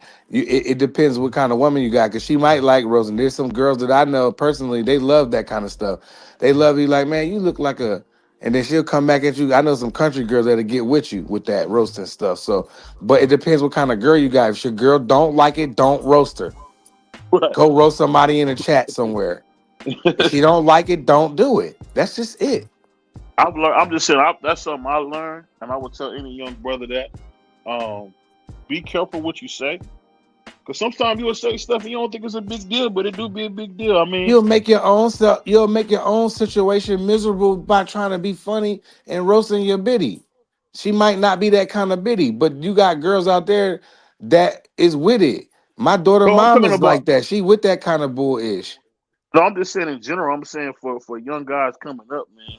That's what I'm talking about. Just understand, like, yo, like, you really can't how you grew up and stuff, you can't really expect people to be cool with that. I'm just being real. You can't. And we seeing that big time in boxing, where like the stuff that Tank is saying is despicable, and it's like I've actually heard people defending that. Now, I've never heard of the Ray Jackson brother, but I mean, how can you defend So What the what is man he? Tank Just said. another? What is he? Another super fan? Insane. What is he? Is he just a guy? He's just another super fan, man. Popular Twitter guy, I suppose. He's just another fan. He's just really a Devin Haney hater. Okay. When it comes down to it, and Tank Davis. I thought Ray Jackson was the biggest Devin Haney fan there was. What happened? Man, when I encountered him, he was hating on Devin. I never heard of the boy, but shout out I take to that him. back. I heard of him because that's back when Devin had the Pride belt and he was going crazy talking about Devin was this and that. You mean I the was official? like, no. You mean the official WBC title, the official lightweight WBC title, no Pride No, title. we talking about the Pride belt. That's official Mauricio called WBC title. But You mean the one Mauricio that called he? You mean the one that he retracted his statement when he said that one? I didn't know he checked his statement. Lomachenko requested the title. Yeah, that was the funniest ish. But you know, like Devin Haney, man, he got the most haters, and you got channels based Devin, around man. I'm trying not to gonna tear lie. a man down, bro. They hate Bill. Bill was handing out free pizza today or yesterday on it. It's hard to the homeless people in his community. You don't even talk, man. and I'll be honest with you. Devin Haney is a little bit of a daddy's boy to me, where he said, "I'll fight whoever my dad say." Like, I never was fans of guys that talk like that. His father is his promoter. It's the promoter. This is what That's I'm saying. Who set up his fights. That's what That's he like Boots for. say. That's just like Boots say. Whoever Eddie line up, I'm gonna knock him down. It's the same thing. No, what I'm saying is, this is for me playing sports. I always hated when those dudes who be like, I had my father, but just always on that, like, oh, my whatever my dad said, I'm gonna do. I'm like, come on, bro, you gotta be your own man. If you want to criticize Devin for anything, I think Devin does a little bit too much of what Bill wants. I think Devin should talk more, but that's not the relationship. And I'll be honest, most guys when they with their dad are not talking a lot. I don't talk a lot when I'm with them. Do you follow Dev on Instagram? He be flexing and getting it cracking. No, I'm talking about just me. I noticed when you with your dad, you kind of are more quiet. Go ahead. No doubt. Hold on, let me interject for 1 second. See, this is what Bill Haney gets paid for. What we have to understand is this: Bill Haney has coached his son up to be a multi-millionaire, 3-division world champion, and undisputed champion, and still been undefeated. The youngest. So when my father tells me something, that he's led me in the direction that he led me into, I'm definitely gonna listen. Another thing that you said a little bit earlier, see, you know you're doing something right when they hate on you. You get what I'm saying? The more money, the more problems. You get what I'm saying? That's what's going on with Devin Haney. And as far as you speaking on his father, who gets paid to do what he does, to set up fights, to do all the talking, that's what his father gets paid for. His father's not leeching off of him. He works for Devin Haney promotion. I'm just explaining to you because you said you wanted him to talk more. Bill Haney works for Devin Haney Promotions, and that's his job. The same as Leonard Ellaby was working for PBC. Tank Davis. For Tank Davis. Tank and these guys he the A side. They're PR people. Yeah, these guys are put here because they're PR people. You get what I'm saying? They're PR people. It's the same with Eddie Hearn, the same with Bob Arum. So when you see Mr. Haney speaking like that, this is what he gets paid to do. The same as Brian Norman Sr. with Brian Norman Jr.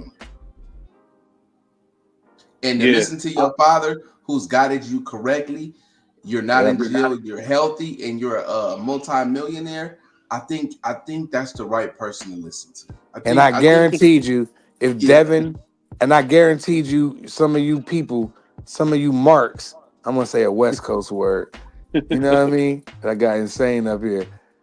I guaranteed you, you would love for your son to be like Devin Haney. Imagine if your son could have the accomplishments and instead of him playing football or basketball at Catholic schools and stuff like that. Imagine him being the youngest undisputed champion of all time in boxing history. Imagine he's made millions and millions of dollars and everybody's living lavish. Imagine that. This kid that y'all like to say, oh, he grew up good. Like, that's the problem. No, bro, I've never heard that, man. I've never heard nobody say he grew up good. That's the whole purpose of being a dad. Going to a private school is a good thing, but hey, that's a good thing. But I thought you gotta say that's a beautiful thing. My kids are in private school. If I'm hearing this right, y'all telling me Devin get criticized because his dad worked hard to put him in the private That's what I'm trying to say. Yes, yeah. That's crazy. Another dude that got dissed by Tank Davis. He the one that was really pushing the issue on that. But I think you want to kind of say it like this. You got to call a nigga a morgue. Like that, bro. You got morgue. You got to say it from your soul. More. I'll say, nigga, more, homie. Shout out to Talk Mac 10, the greatest rapper from the West Coast other than Dog. But I'll say this, man. The thing that always make me laugh is this. I can't believe people would get mad or hate. Free, you ever heard of that? Somebody talking bad about somebody's kids going to private school? Ain't that the whole goal? Yeah, and then people that be talking about that be cut from the same cloth. So that's like me talking bad about him, like, oh man, that nigga grew up good. Well, nigga, so did I. So what does that matter? Can he fight? Did he win? Did he lose? I think Bill won, if you ask me, bro. Man, Bill is a winner, man. He raised his son right. When I heard a story on Black TV about how they moved from Oakland and got the summer pool in Vegas, I thought that was dope. I'll just say this. I don't like that Devin said whatever my dad said I'm gonna do. I didn't like that. Hey, y'all can say I'm wrong, call me a coon. It's just his promoter, bro. Devin Haney's a big dog. He's supposed to talk like a big dog. He do talk like a big dog when it's time to promote, when the fight is signed and he's ready to go. He goes and buys clothes like a big dog. I'm talking about what is the difference? What is the difference from Bob Arum saying, Shakur, you're gonna fight Shakur Stevenson is gonna fight Manny Pacquiao. Terrence Crawford is gonna fight Manny Pacquiao. November the 5th. Or Eddie Hearn saying, Conor Ben, you set up to fight Ryan Garcia or Mario Barrios. This is what they get paid. And tonight, Conor Ben get their job. Conor Ben is going to fight. Are you there, Free? Free fell on the steps. No, I'm here. So let me ask you this, Free, and this is my only criticism of Devin. Do you think it's right that Devin doesn't do enough talking, or that's just how it is? No, I don't think it's right because that's what draws the fans to you, so to speak. I mean, you gotta have the personality to win over the fans. That's the reason why we had guys like Mike Tyson, Sugar Ray Leonard, Roy Jones. Those guys was able to speak to the fans and they talk a good game. Even Deontay Wilder talk a good game. Whether people believed it or not, they knew how to draw the fans in. They knew how to draw the fans in. So, I mean, Floyd Mayweather was another one. He knew how to, whether they liked him or they hated him, he spoke to the fans to want to see him either win or lose. You had half the fans wanted to see him win, the other half wanted to see him lose. He said, it doesn't matter. You're going to pay to see me. Whether you want to see me win or you want to see me lose, you're going to pay to see me. And so, you have to have that personality, that mouthpiece to be able to win the fans in. And that's a lot of what people said about Tank Davis. You letting Floyd talk for you too much. That's the reason why people wanted him to get away from Floyd. That's the reason why they wanted Jerome Booth to talk. Because when something is being said, they want to hear what's your reaction. They don't want to hear somebody else's reaction. They want to hear what's your reaction. So you get what I'm saying. So you get Floyd Mayweather really. Hold on, BBO. So Floyd Mayweather really stepped back in because we see the things that Tank Davis is saying, and it ain't adding up and it ain't right. But I'm gonna say one thing. I'm gonna say one prominent thing right here. Why Devin Haney don't need to speak. And this is a reference I'm pretty sure you guys know. If y'all don't know, ask the kids. Hello, my name is Paul Heyman, and I'm the advocate of Brock Lesnar. While Brock sit on the side and do like this and Heyman on the mic. That's what they get paid for. And Brock Lesnar was the biggest thing since sliced bread. And he didn't say a word. He's sitting there like this. He let his talking happen in the ring, the same as Devin. So it's no different from saying, hey, my name is Bill Haney, and I'm the advocate for Devin Haney. It works. I'll give you that. It works. I'll give you that. I give you that. I could just say, as a fan of Devin's, I wish I could hear more from him. But at this point, it is what it is. He's not going to talk at this point. Are you a fan of Brock Lesnar's? No, I never liked Brock Lesnar, bro. I had actually stopped watching wrestling by then. To be totally, okay. To tell you the truth, now was I a fan of Undertaker? Not really, because for my age group, Stone Cold was the coldest nigga out. So if you love the Undertaker, you love Paul Bearer. Oh, Paul Bearer spoke for the Undertaker. Yeah. Paul Bearer was gone when I got there, though. That's the thing. So I'm saying, but he loved it. I love you. Well, that was brother love. Well, brother love. You talking about Mick Foley? The difference between that, though, the difference between that is that was a script TV show, and we talking about reality. Those are different. So people were drawn into those characters, not reality. So that's the only difference. Now, if you wanna use that analogy, that's fine. You just gotta understand. One was make believe, and one is real life. I got a better one for you then, D. Since you said that, D, here's a better one. Bill Haney gets up and act like him and Oscar De La Hoya gonna fight. They making a clown show of themselves, and that's promoting too. They acting like they gonna. Come on now. Same with Bill Haney and Brian Norman Sr. The dads took the show. Brian Norman Sr. was serious. I don't think Devin. I don't think Bill was, but Brian was serious. It didn't matter. It don't matter because the dads, the promoters, the two real promoters stole the show. We don't care that Jesse Bam Bam Rodriguez fought. We don't care that Abdullah Mason fought. We don't care if David Benavidez fought. We tuned in to see Devin Haney versus Brian Norman because of what their fathers did, and them boys sat back and said nothing. Oh, let me do this. Pittsburgh, while I got you up here, I know you usually don't come to black shows. I appreciate you showing some love, like pulling up, because I know you don't hang out with Negroes usually. But let me ask you this, Pittsburgh, you there?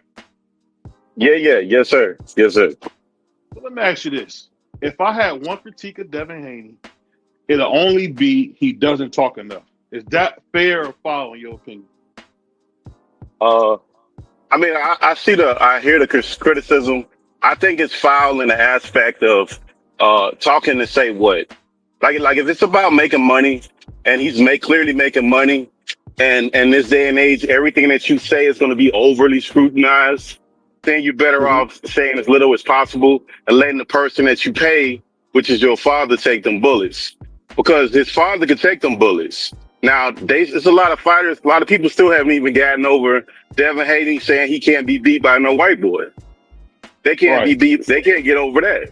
And you got to think like he don't never get in no problems outside of boxing. No mischievous, degenerate behavior. None of that shit. Model citizen, and people still don't like him.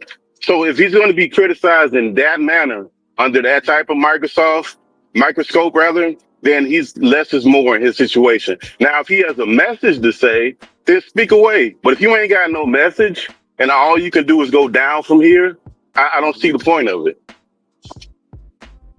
What would you say? Shoot to my brother right side. What would you say about it? Do you think Devin speaks enough? You said me? No, I said Doug. What up, Doug? Okay. I don't know. Can y'all hear me? What up, T? Yeah. Man, salute to everybody on the panel, man. Salute to the family, man. Look, I agree 100% with Pittsburgh, man. If you, there's a point in time where you talking, it becomes detrimental to your brand. You know what I'm saying? More than it's uplifting the brand. If I already had somebody uplifting the brand that's gonna be out there talking, i.e., Bill Haney. What you shit? Hey, I'm still asking what happened. I don't know if y'all remember. Y'all remember Preach? I don't know what happened to Preach. I don't know what happened to Preach. But hell, Preach was he was one of them ones. Hey, Preach had combination lines for you and everything. You know what I'm saying? Hey, that's where he at? Where he at, Doug? Somebody gotta go check on that man. What they call that, John, when you put out on somebody? When they APB. Yeah. But let me ask you this though. Go ahead. My bad, go ahead. At the end of the day, hey, I may not have to talk, but if I have somebody who gonna talk for me, Same way with Tio. A lot of times, Tio, he say some of the worst stuff ever, but then because he has his father behind him, his father can clean some of that stuff up and still make it be a entertaining situation. You know what I'm saying? So, yeah, you're gonna have to learn to speak for yourself, but it is a growth period there, and having their fathers there, I think it's a good thing. So let me ask Business you this, too, BBO. let me ask you this though, Pittsburgh. I'm gonna go there and say we're gonna open the panel back up. I'm just wondering this though, Pittsburgh, why when you talk about Devin, is it unfair to say you are the star? I want to hear from the star. In the NBA, when Ant-Man does a press conference, I'm hearing from Ant-Man. Jason Tatum, I think he half dead now, but if Jason Tatum's doing an interview, he's doing an interview. I feel like we never really get to see who Devin is. And if you look at the fighters, they're talking to Bill. They're not even talking to Devin. Look at the fighters when they fight Devin. The dudes ain't talking to Devin at all. They're talking to Bill. So I'm just saying, so is Bill really the guy and Devin's just a shell? Is that what we saying, Pittsburgh? How? No. I look, Kawhi Leonard is one of the most infamous basketball players of our time.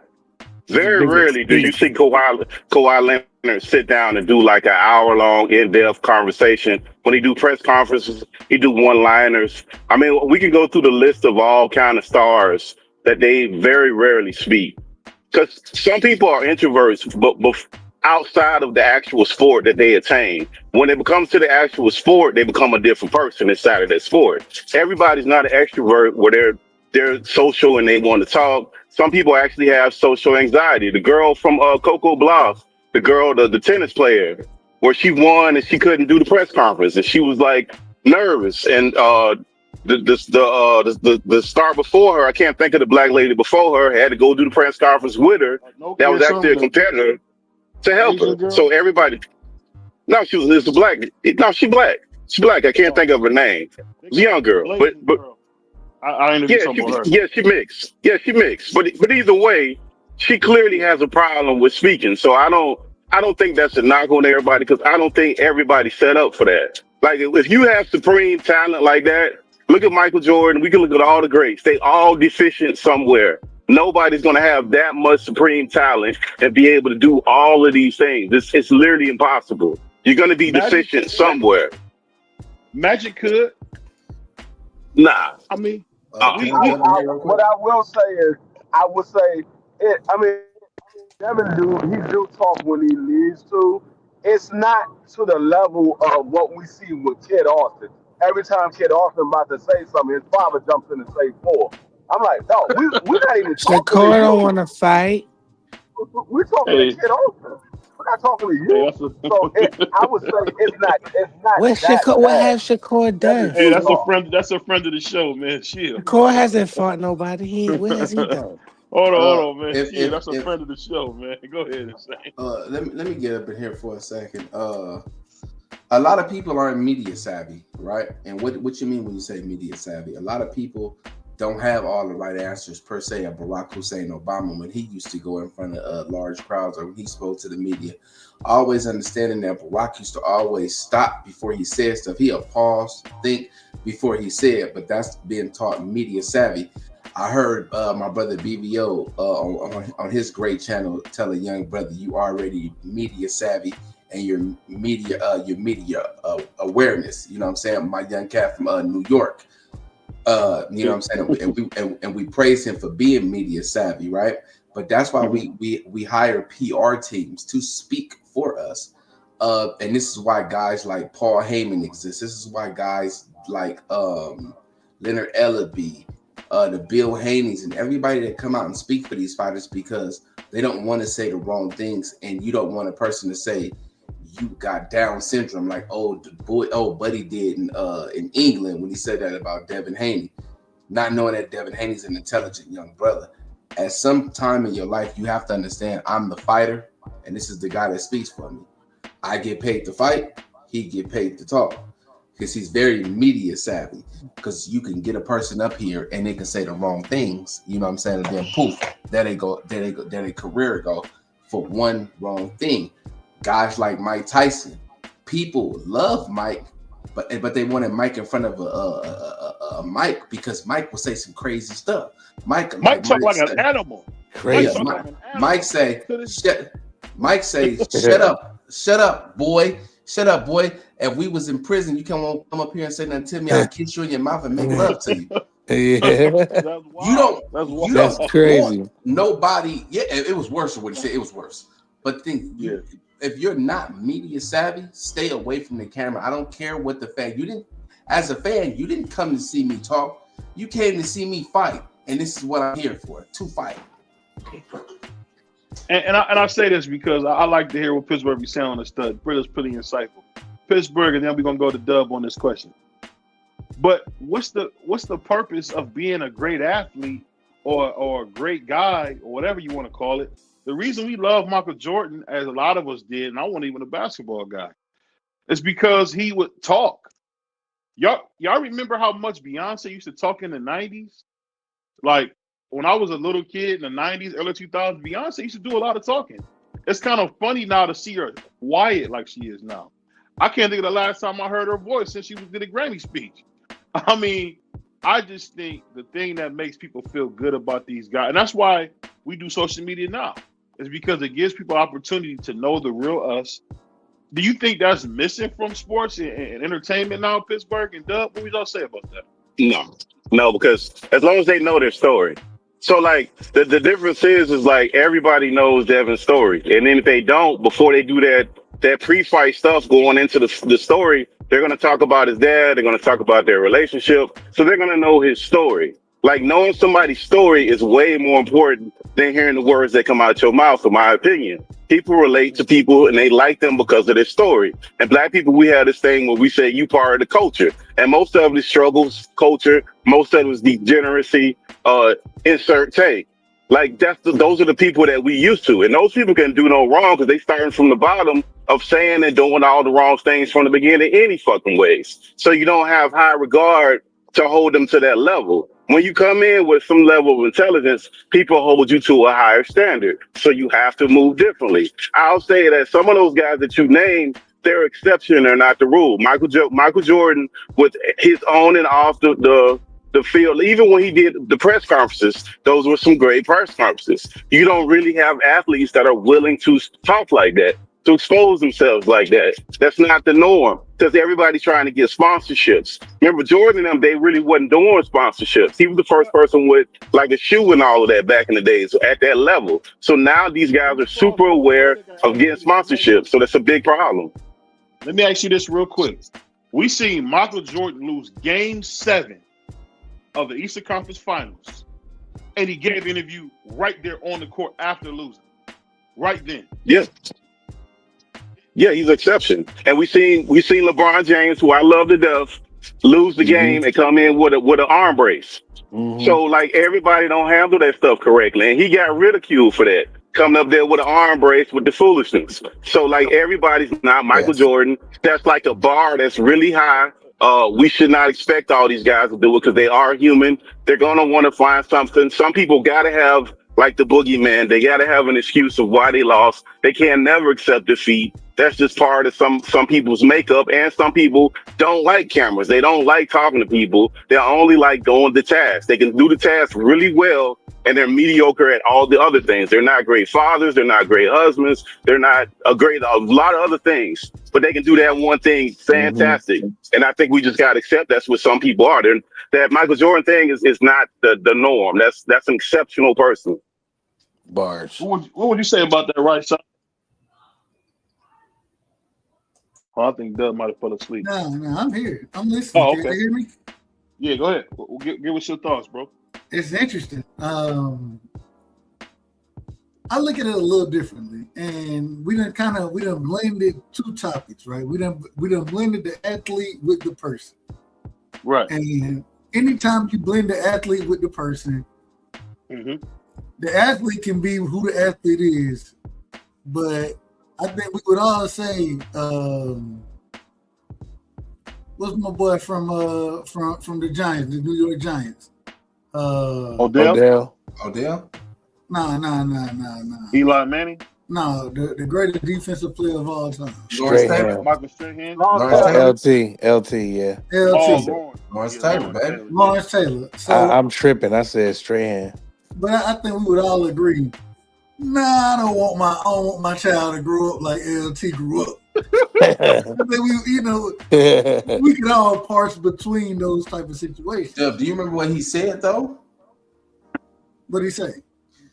He would go to a game. He before he would go to game, he would go get some yayo hardball. Come to the game. He go cop a Bali before the game, a whole Bali. I'm trying to monetize this video, man. No. That's why I'm talking in code. But this is why I say that if we can go get our children those type of results on the field, yeah, we with that. But I do have to separate the individual that was getting those results because, hey, it is. I mean, just according to him, the man was on some other stuff. Yeah.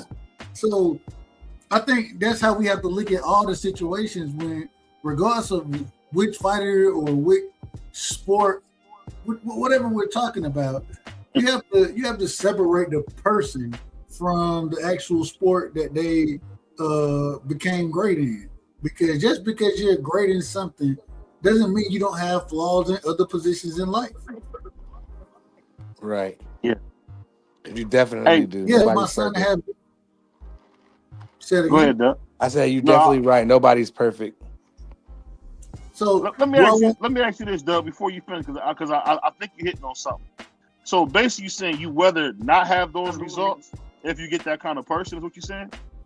No, what I'm saying is that anytime I'm gonna send my son to be around this individual, yeah, I want him to understand that training regimen, that dog in him. You understand? At the same time, I want you to get to know the person too, because there has to be a balance in your life. You can't do it the way that he did it. And maybe you'll never have the success because of that. Maybe that's what the downfall is. But the person that you are, that's much more meaningful than anything that you ever accomplish. In my opinion. Go ahead. So just piggyback on that. So I guess my thing is this. So from what Pittsburgh is saying and what you're saying is, so we can't have expectations for people and saying, you don't think that it's saying it does? We can't have expectations for people? Is that wrong? Whatever the expectation you have for that Never person, said that. the only expectation you should have for Devin Haney is what he does inside the square circle. Any expectation outside of the square circle, I think you got the wrong idea. I didn't come to watch Devin Haney talk. I came to watch Devin Haney do what this young Hispanic man is doing right here to this bag. Fights. I don't care what you have to say. I don't care how your day was. And this is most people. I'm just talking about the world, period. Yeah. I don't care how your day is. I don't care how your day was. I don't care what happened last night. I don't care what happened 5 minutes before you got in the ring. You get paid to fight. Fight. I don't care about nothing else. Before this internet-ish, none of us was worried about what they was doing. We wasn't worried about Mike Tyson doing. We just needed a date when I was a kid. And it was cool to see him ride around in his Ferraris and his tires and all that stuff. That was pretty cool. But from the day-to-day basis, you got people that wake up every day and got Devin Haney and Tank Davis and fighters like on their mind. Like that's their whole life. So like I didn't get a chance to do that, with Mike and Riddick, and I would have loved to see what Riddick was up to on Instagram, but it wasn't like that. I want to hear what you got on that, Dub, in Pittsburgh. Go ahead. No, I agree. Real quick, I agree. For the longest, you ain't wake up. You didn't care. You didn't think about, man, I wonder how so and so felt after this fight right here. Yeah, that wasn't your thought process. You know what I'm saying? What you thought about is, man, he just went in and put hands on so and so. Yeah, Terry Norris destroyed Meldrick Taylor. I want to see what he do with this guy right here. That was the thought process. Right. The thought process was never, man, I wonder how he feeling. Look at his hair. What's his hair look like? What's his hair going to be like today? You see his tattoos today? He got a new tattoo. But you have to understand also, I grew up in the era where, man, grown folks they ask you how you felt. You know what I'm saying? No, they didn't. They ain't give a damn like, they asked the necessity question: are you hungry? Are you breathing? Are you tired? Do you need to go to sleep? You know what I'm saying? Are you thirsty? These are the questions that were being asked. There wasn't no, man, how you feeling right now? They ain't give a damn how you was feeling. No. And so you just grew up, you know, like you just came up. And so I think that's the most interesting thing right now with the questions that's being asked. You know what I'm saying? How does so-and-so feel after this fight? Who cares how you feel? Win, lose, or draw. Get what? Yeah. Nobody never cared. This how you eat. This how you eat. Did anybody, hold on. What? When you come home from work, they ask you, man, how you feel about work today? Nobody don't care how you feel about work. Maybe my daughter, that's about it. Yeah, not other men. I gotta go be a father. Thank you, brothers, for letting me on, man. I appreciate y'all.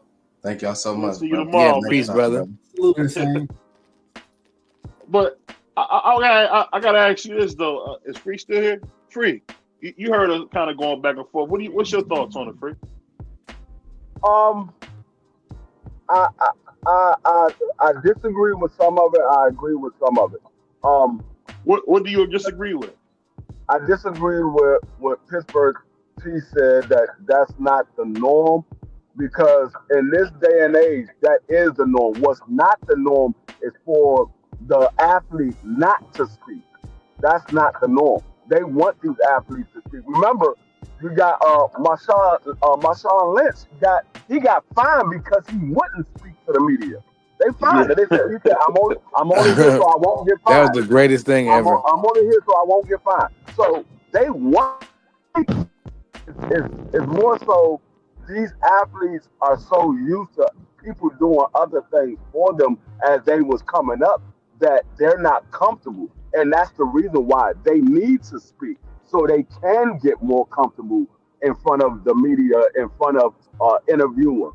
They need to speak more so they can get comfortable, because this is the time of day where you're gonna have people want to do interviews with the fighter. They're gonna want to talk to them on these different platforms and things like that.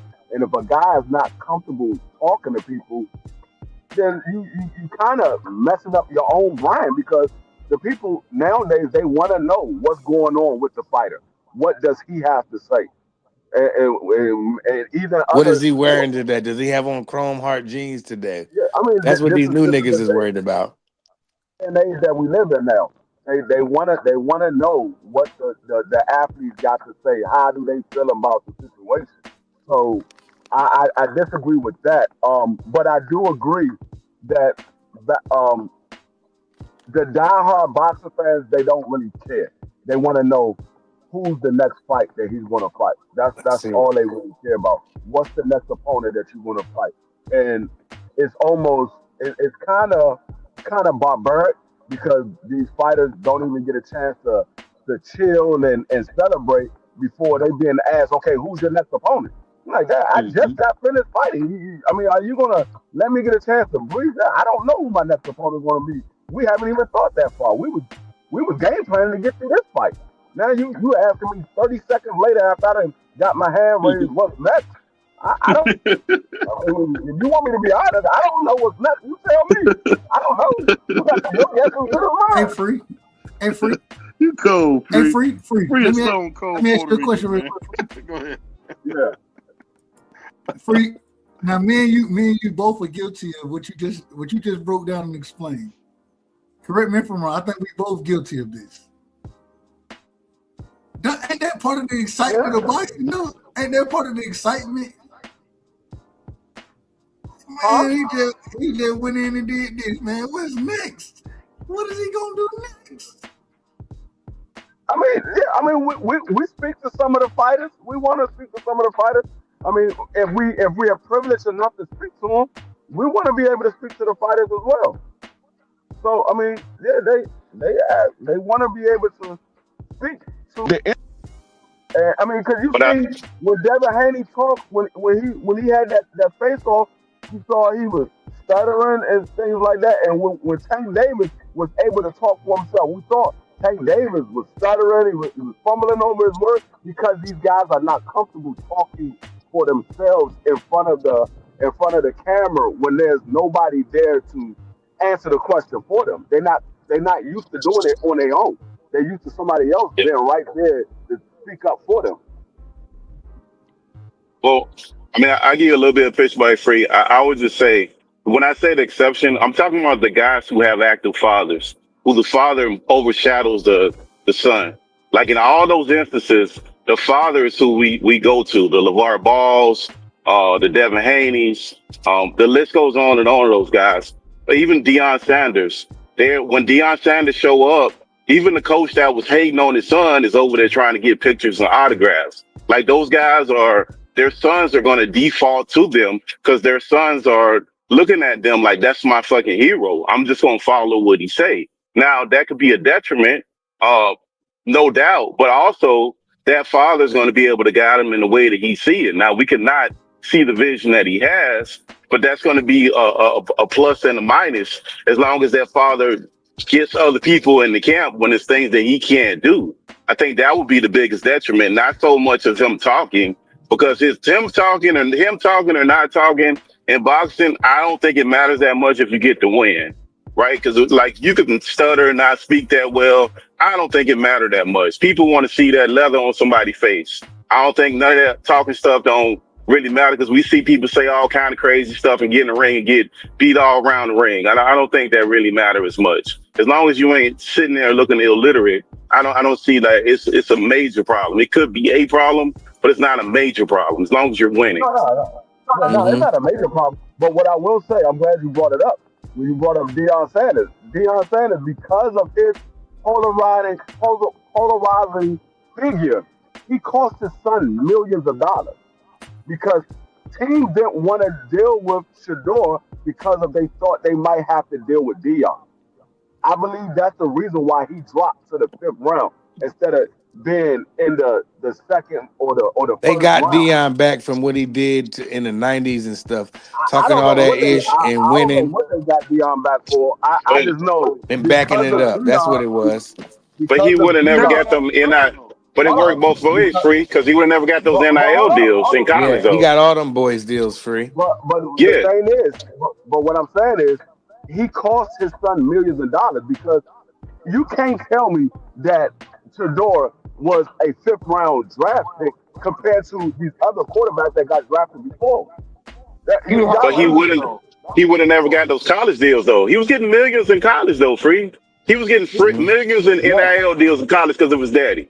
yes, he's That's what he getting was Yeah, millions getting. of dollars, but his father also cost him millions of dollars. but No, it's no, okay. no. You know But what though, free? You you can't can't get stop it. God, and you know Yeah, what? That kid is and destined to play football. and He's going to play football, and he's all going you to do got to well do. at playing football. Yeah, all That's you just gotta do it. with the NFL is get the opportunity. That's it. As long as you're able to get on the field, all that other stuff don't matter. People don't And you care. see what the coach is doing, and you know what's up. He's real humble too. He know to play. Like really, you going in for a But 2 point but, but conversion after the I game need that you he guys had. You to take him out of the game. That's just complete hate. Those look like moves by the NFL. You know what I mean? Nah, so that's the coach. let me Stefanski say is this a real quick. former coach of the year. So he's Two let's not times. act like he's just a trash coach. But what he's He not doing a good is. job this year. But He's trash, let's bro. be So honest, He's bro. trash. let me Yeah, say he's trash, bro. we went 3-31 before he came, right? Um, the Browns were 3-31. That bought Baker Mayfield. That bought Nick Chubb. That bought Miles Garrett. That bought Denzel Ward. Um, the Browns really revamped from those horrible years and doing great drafting, just like we did this year. We did really good drafting. I don't know what it is. And I Don't want to hear start from you. these lies. Don't start these lies. Hold It's on, a hold on, coaching, Joey. BBO. Hold on. Joey Dorsey is one of the best drafters in the NFL. That's the guy that drafted Patrick Mahomes and Travis Kelce and Honey Badger and Kareem Hunt. I mean, Dorsey's record is unblemished. If you look at the Browns right now, Andrew Berry probably has one of the best drafts of his life. I mean, we got probably the defensive rookie of the year. We definitely got the best rookie running back. We probably got maybe a franchise quarterback out of this. William Graham is looking pretty decent. I mean, I thought he had a hell of a draft. But let me ask you guys. Hold on. Dylan Check this out. Gabriel is a franchise quarterback? No, you know who's playing, man. Stop it. You know who's playing. Stop. Well, that ain't what we seen. Y'all trying to sabotage the brother already. See the man throw for 300 yards and score 4 total touchdowns. So y'all didn't try to sabotage that man today? No, that coach did. I think that's the NFL sabotage. Because I'm gonna get to that. I'm gonna ask you guys this right now. I don't believe Do you Stefanski's guys that think stupid. that there is something working against Shador? The machine. Anybody can answer. Go ahead. The machine. That's what's working against him. Like that probably came from Goodell because you heard what that man said. They were told not to draft him. You know what? Stefanski's getting close. They about to win. You know what? Take him out. Take him out. Now Stefanski's looking crazy. I don't think that was Roger Goodell. I think that might have been the ownership. That might have been the ownership. Whoever. The powers that be. Then I'll say that. The powers that be. Everybody's buying Shador jerseys in Cleveland. Whoever's the powers that be, don't want him in the fraternity, so bro. So you said you don't think D. Haslam and Jimmy and D. Haslam don't want Shador to be successful? No. The owner would have been like, I don't care what y'all do. He's starting week 3. Week 4 this like mess. The owner made them draft Shador. Yeah, but that coach can clearly know. But now the problem is, look, this is the problem. And We the know that general the coach. manager. Who else is it? Well, Somebody was like, I don't know. This wasn't my pick. But we know on the field, the guy who calls all the plays is the coach. The guy who's taking them out of the plays, taking them off the field is the coach. Now, is there somebody telling him to take him off the field? I don't know. But we know for sure, I ain't never seen nobody punt the ball 10 yards. I never seen that ever happen before within 30 yards. I've never seen that in history. So we know he's doing some weird stuff that's never been going on before. So who knows? I don't know if he in bed with the mob. I don't know what's going on. I know we ain't never seen nothing like that before. So we know for sure. Yeah, we know for sure he's in the middle of it. But I'll say this part of it too. With Shador, you also have to remember, because his daddy is who he is, all those college games he had, he stood out there in front of those press conferences. After every game, he had a major press conference where the win or lose, he had to stand up there and listen to all the reporters. So he's media trained. He's the opposite of what you were saying about Devin Haney. He's the absolute opposite. And he learned that as a teenager. So he's not the same as far as that part goes. And professionalism, because of the way his dad, the level of professionalism that his dad did from where he came from. So if anybody's built for this particular situation, your mic breaking up. Oh, yeah, if anybody's, if anybody, can you hear me now, bro? No. Can you hear me now? No. Can you hear me now? I'm doing the Roger Feldman. Say something.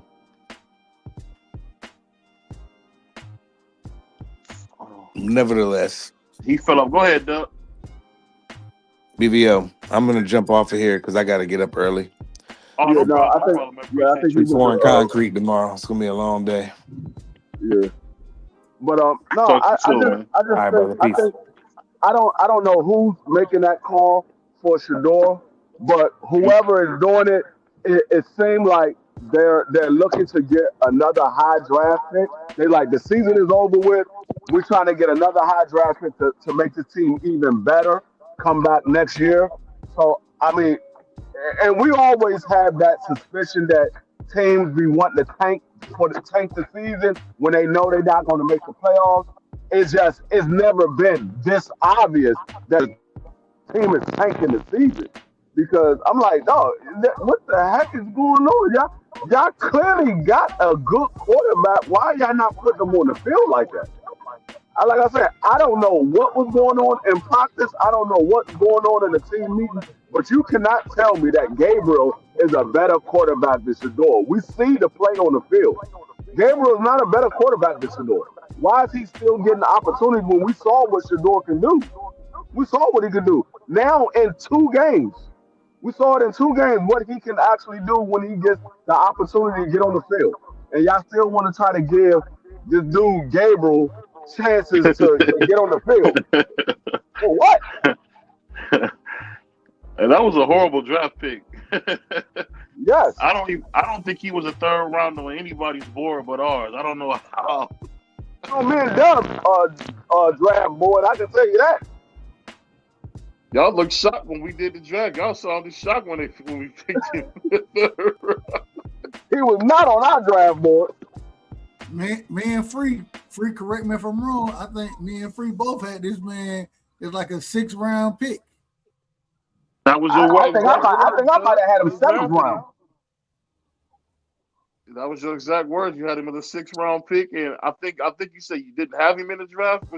What, did you say he was a free agent? Free? I can't remember. I think I might have had him in 7th round.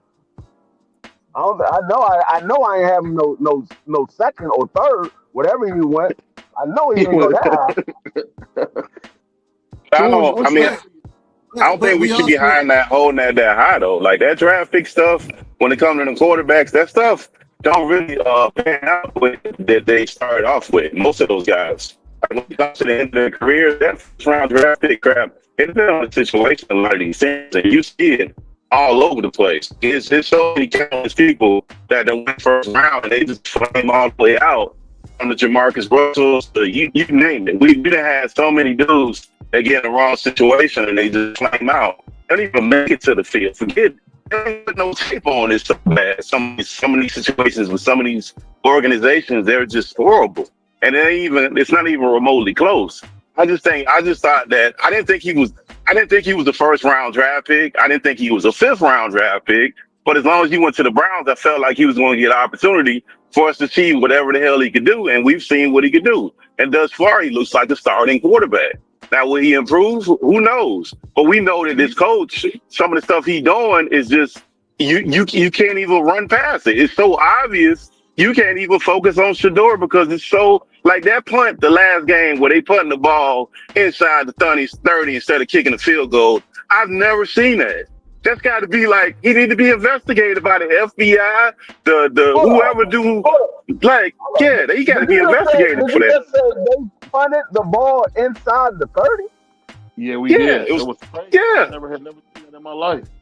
I've never seen it. Now that's something. Now, you would get 1 or 2 things. If you inside the 30, you get 1 or 2 things. Either you're going to get a field goal or you're going to go for it on 4th down. You're not punting the ball inside the 30. Yes. That's what I'm saying. He needs to be investigated. And the last game when they went for the 2-point conversion, for what? Why are you going for a 2-point conversion when the game would have been tied? Like some of the stuff he does is so crazy. It's like either somebody got one of his loved ones tied up hostage somewhere and he owed them money, or he just he in the tank for this dude. So it's something going on. We don't know what it is. It's funny business. Now, you said you didn't think that he was a 1st round draft pick. And BBO might remember me saying this. I know Dub remember me saying this. I said Shador is going to surprise a lot of people, and I believe he's probably the best quarterback in this year's draft. I believe that he was better than the 1st round draft pick. That Tennessee took. What's my guy from Miami? Cam Ward. Cam Ward. I thought Shador was a better quarterback than Cam. I think Cam Ward is more of a running back that can play quarterback. I never believed in Cam Ward as far as an actual quarterback. He's a running back that can play quarterback. That's what he is. And we see that when Shador is on the field, he plays a lot better. They just went head to head. He played a lot better than daggone Cam Ward did. A lot better than Cam Ward. Yeah, but Cam Ward got a horrible team too, so that can't be overlooked too, man. He got the worst offensive line in football. Two I'm Yeah, not horrible he's looking got at a games. the horrible team. team, bro. His I'm team is looking at the horrible. play of the quarterback. I'm not even. He I understand that the Yeah, but he's his defensive played line is God. are terrible. not that Yeah, his great. line No, is terrible. he's played God His line awful. is terrible, bro. Yes, But his line is horrible, bro. let me get Dub on it. What you think on this, Dub? What you got on this, Dub? Shit, dang, what you want me to tell you? I ain't lying to you. But no, let me ask you this: when you look at Cam Ward, he don't look like no number one pick. Say it again. When you look at Cam Ward at Miami, he didn't look like number one. Can you hear me? Yeah, I can hear you now. No, Yeah, I'm I saying can when you look hear at both of Cam y'all. Ward, when you seen Cam Ward at Miami, nobody would have told me Cam Ward was the best college quarterback. I thought Jackson Dart looked better than he did in college. Well, I would disagree with you because me and Free, we went through this draft scenario, and almost everybody we talked to all had Cam Ward as the number one guy. Free, correct me if I'm wrong when I'm saying this, but I think 98% of the people that we talked to, I think maybe there was one or two people here there that thought Shador was the better quarterback, but Cam Ward was overwhelmingly suggested as the number one individual. Overwhelmingly. Yeah. I just don't see it. There's nothing about his play has shown me that he's any good. What would you say to that, Doug? Well, I mean, I don't think that there's any quarterback that comes into the league, regardless of how good they are, that just affects the game immediately. The quarterbacks who are able to do that, they have a surrounding cast that's impeccable. And 9 times out of 10, if you're a high-rated quarterback, you get picked in that position for a reason. And the reason is because the other team, the team that's picked you up, their offense is trash, and they ain't got nothing, so they need something to build around, and they picking you to build around. That's usually what happens. So you don't really have a choice. You don't really have a chance coming in there immediately. But it's interesting because if you look at what's going on in Carolina with Bryce Young, Young, he's starting to build a little bit over there. You look at what the brother in Chicago, Caleb Williams. Caleb Williams, yeah. He's starting to build a little bit over there. You know what I'm saying? So you have these little pockets of areas where you have these young guys, they starting to build. It ain't perfect, but it never is. It never is. So, but you're starting to see them build. I think, hey, I like the way that the game is moving right now. Yeah, I can see that. I can see what you're saying on that. Yeah. My whole thing is this: when you look at Shador Sanders and you see what's going on with him, it's like is him succeed? It's like they don't want him to succeed. Am I overreaching when I say that? Because it seems like they don't want him to do well. Is that just me? Yeah, they don't want him to score. We can see that. We could definitely see they take him out. Anytime they have an opportunity to take him out to scoring, they're going to take him out and run a wildcat when they don't score points. Like, that's the wildest thing I've ever seen in my life. You don't score points, but now you got a wildcat to implement. Like, that's the most ignorant stuff ever.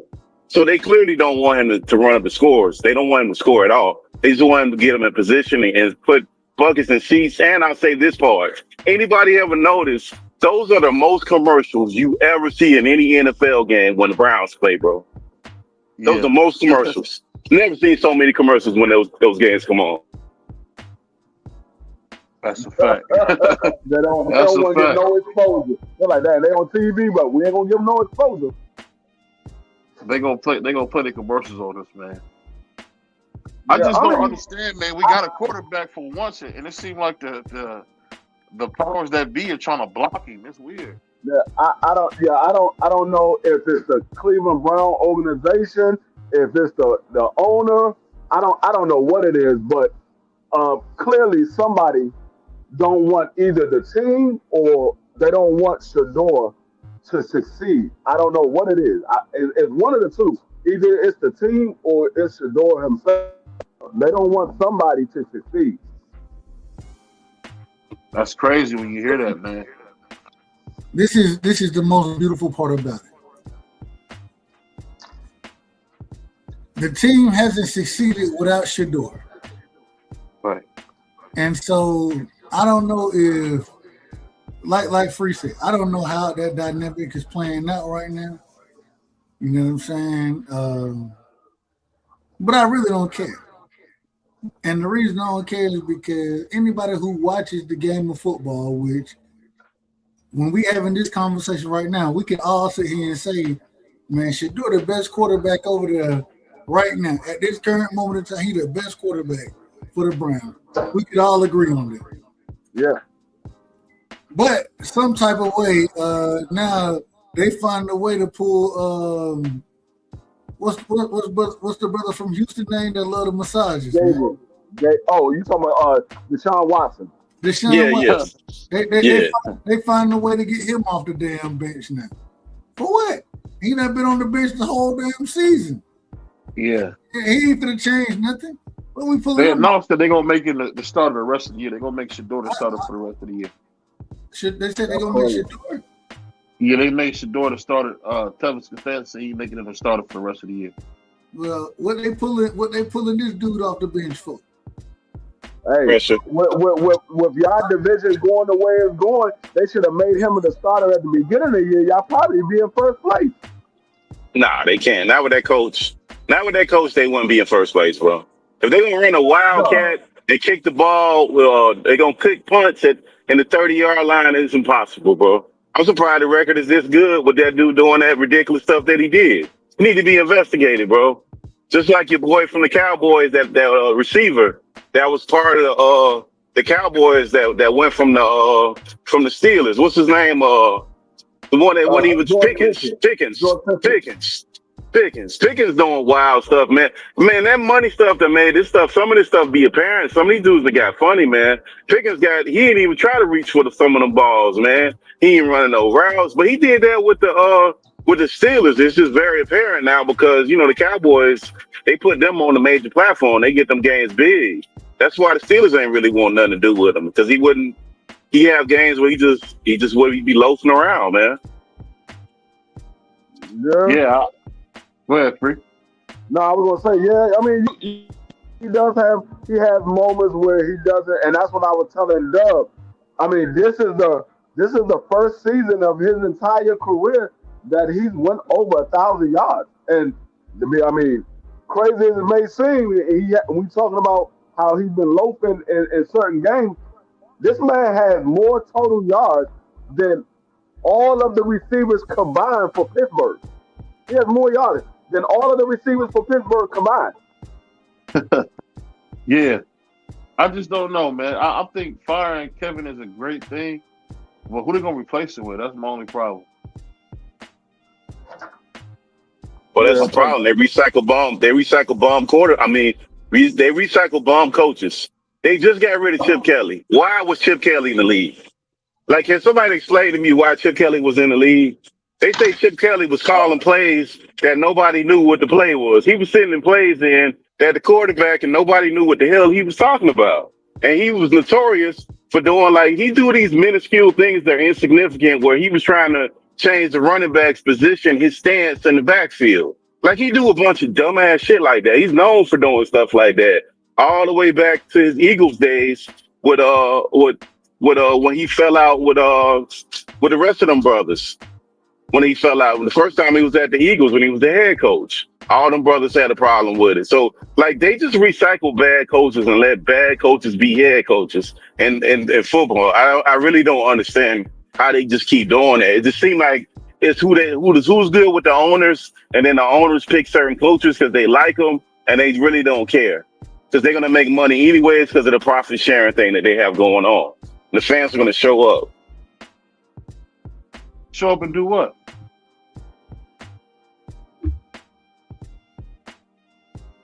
You hear me? That's why they got all the TV ads on Shador.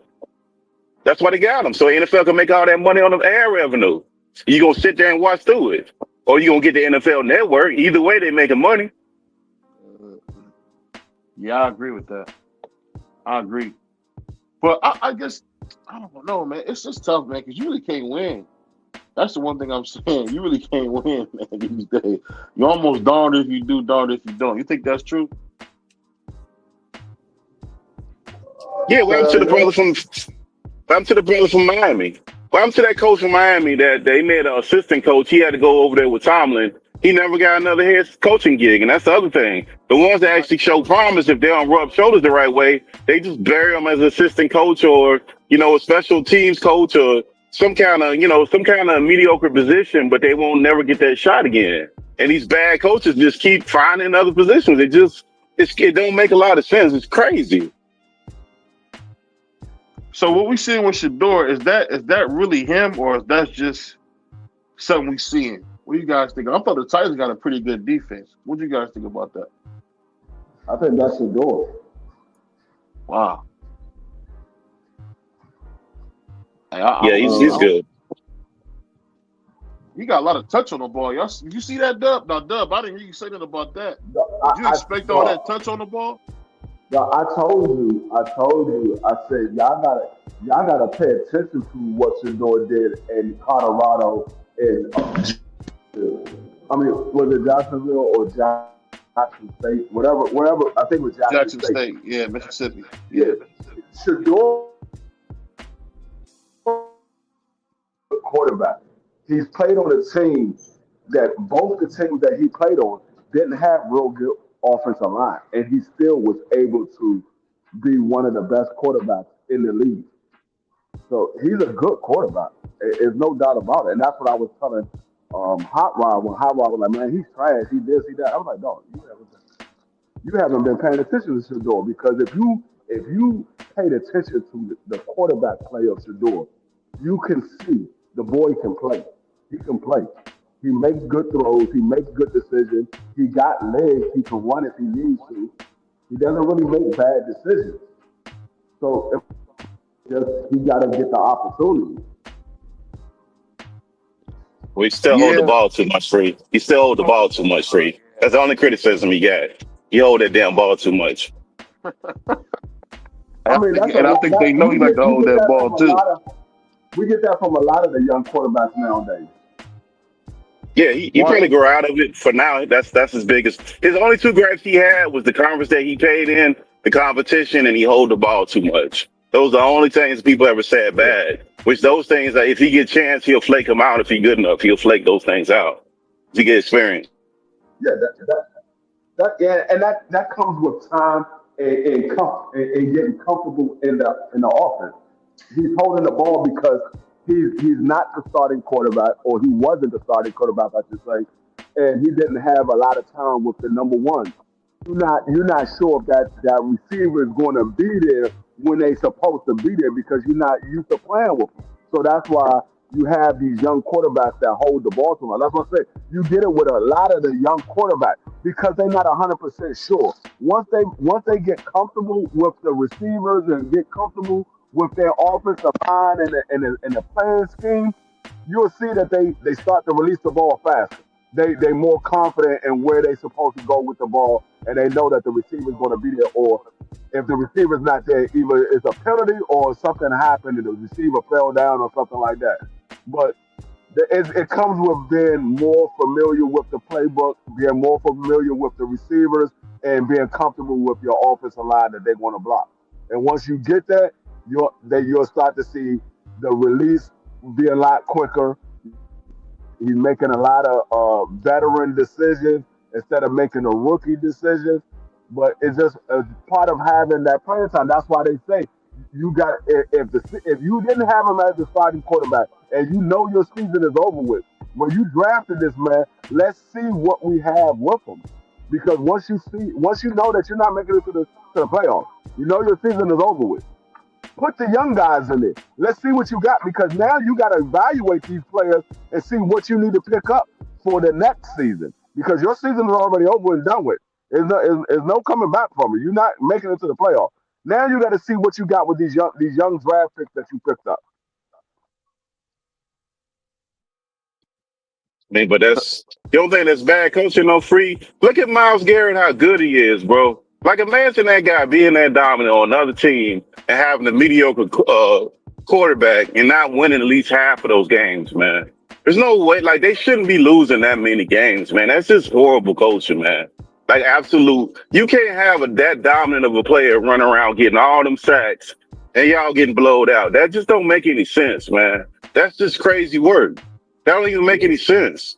The Baltimore won where Ray Lewis, most people can't even remember the quarterback that Ray Lewis and them won with. That's how insignificant the offense was. Yeah, I mean that was Trent Dilfer. I remember that. Trent Dilfer was a game manager. That man Trent Dilfer couldn't throw past 35 yards. He couldn't throw past 35 yards. He was a game manager. Trent Dilfer won the Super Bowl in 2000. That's what we with the about. Ravens. With the Ravens. Yeah. This is the thing. The Ravens won a quarterback despite they won a Super Bowl despite the quarterback play. Not because of the quarterback play, despite the quarterback play. Because they had the best defense. Yeah, but that's what I'm saying. When you get certain defensive pieces, like, look, that year, I believe, I might be wrong, but that might be the year. The Ravens didn't allow nobody to get over 100 yards rushed on them. Nobody. The entire year. Nobody got over 100 yards. Like, that's how good the defense was. So they just needed you not to turn the ball over and get us a couple field goals, and we're gonna take us home.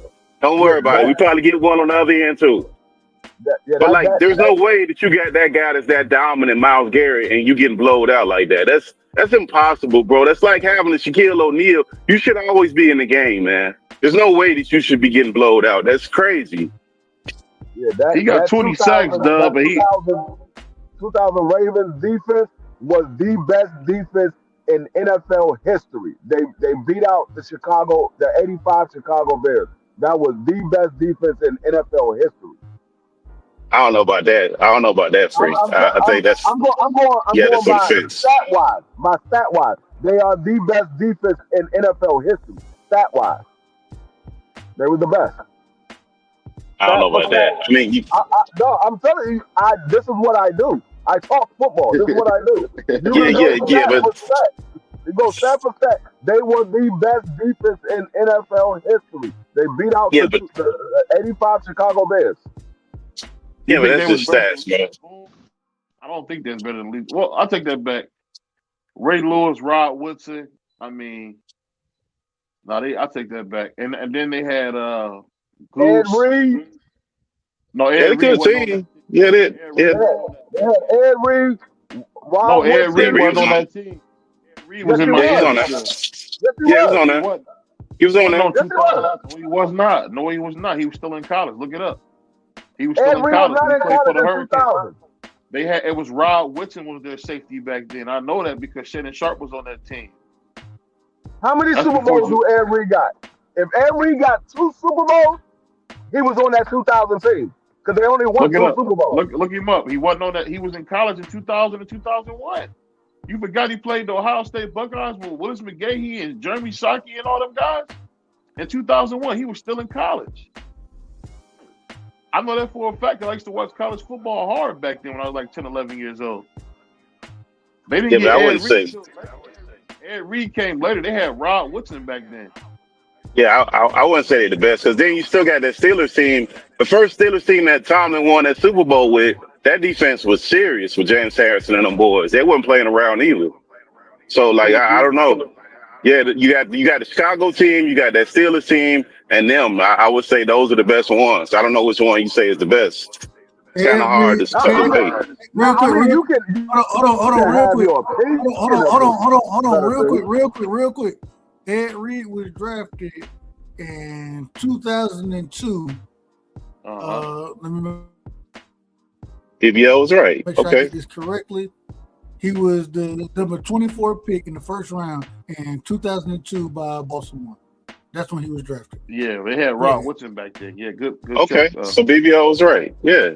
Okay. Yeah, because the thing about that team was if they got 1 touchdown with Shannon Sharp, they was gonna win the game. I don't know how they was able to do that, but if they got 1 touchdown they was gonna win the game because God versus Soul. That dude Goose that they had on the interior line. That's before they had Aloy Nada. Is that his name? Aloy Yeah. Nada. When you couldn't touch Ray Lewis, he was a menace, bro. Yeah, it was a problem. menace. I mean, It's a same problem. thing like when he got Lee. What was his name? Is his name Lee Suggs? Yeah. Suggs is on that team. I'm looking at it right now. They said the best defense in NFL history: 2000 Baltimore Ravens, 85, 1976 Pittsburgh Steelers. They don't got a 2012 Seahawks. That's crazy. I'm shocked. They shot the Steelers on there. That first year they won with Roethlisberger. He wasn't doing nothing. He was a manager, bro. He wasn't doing a whole lot. He wasn't doing a lot either, man. That defense was serious too. They was a good defense. They just wasn't the best defense in NFL history. But when you talk about the best defense in NFL history, is the 2000 Baltimore Ravens, the 1985 Chicago Bears, and the 1976 Pittsburgh Steelers. The Steel Curtain. Yeah, I don't know about the Steel Curtain. That's way before my time, bro. I've seen them tapes to them boys. Yeah, that ain't for the even cap like that. The Bears was barely a shadow, a twinkle. Seeing a little piece of that. Only reason I know that 2000 team because y'all got to remember in '95 they took my Browns from Cleveland and moved them to Baltimore. We had to watch that punk Art Modell win the World Championship. What's his name? Yeah, Art Modell. That was in the mid '70s with Chuck Noll in there. That was in the '70s. That's 1976. Yeah, you got that. I don't know much about 1976 Steel Curtain. That's what they. The best defense. He said he don't know about the Steel Curtain. That was way before his time. I said, okay, when did they start going by the name Steel Curtain? If you said the mid '70s, they was the best defense. 1976. Yeah. You can't get no mid '70s in the '76. That was the year I was born. I can't. I seen the Bears though. I seen that Bears refrigerator team. I that's before me. I had to take. I mean, I don't know. I didn't see them. Those stats are what they are. I mean, stats are good to a certain degree to get you to the ballpark. Then you got to use your eyes to see what you see. Some stuff just jump off the screen. You just know what it is. Like you could just see it. Like Barry Sanders is probably the best running back in history. Like you can see it. You don't need no stat for that. I don't know what his stats was. I just know he was the best. I don't got to see nothing else. He was 1,500 yards away from breaking Walter Payton's record when he retired. And Emmitt Smith said, I appreciate Barry Sanders retired because I would have had to play 2 more additional seasons if that man.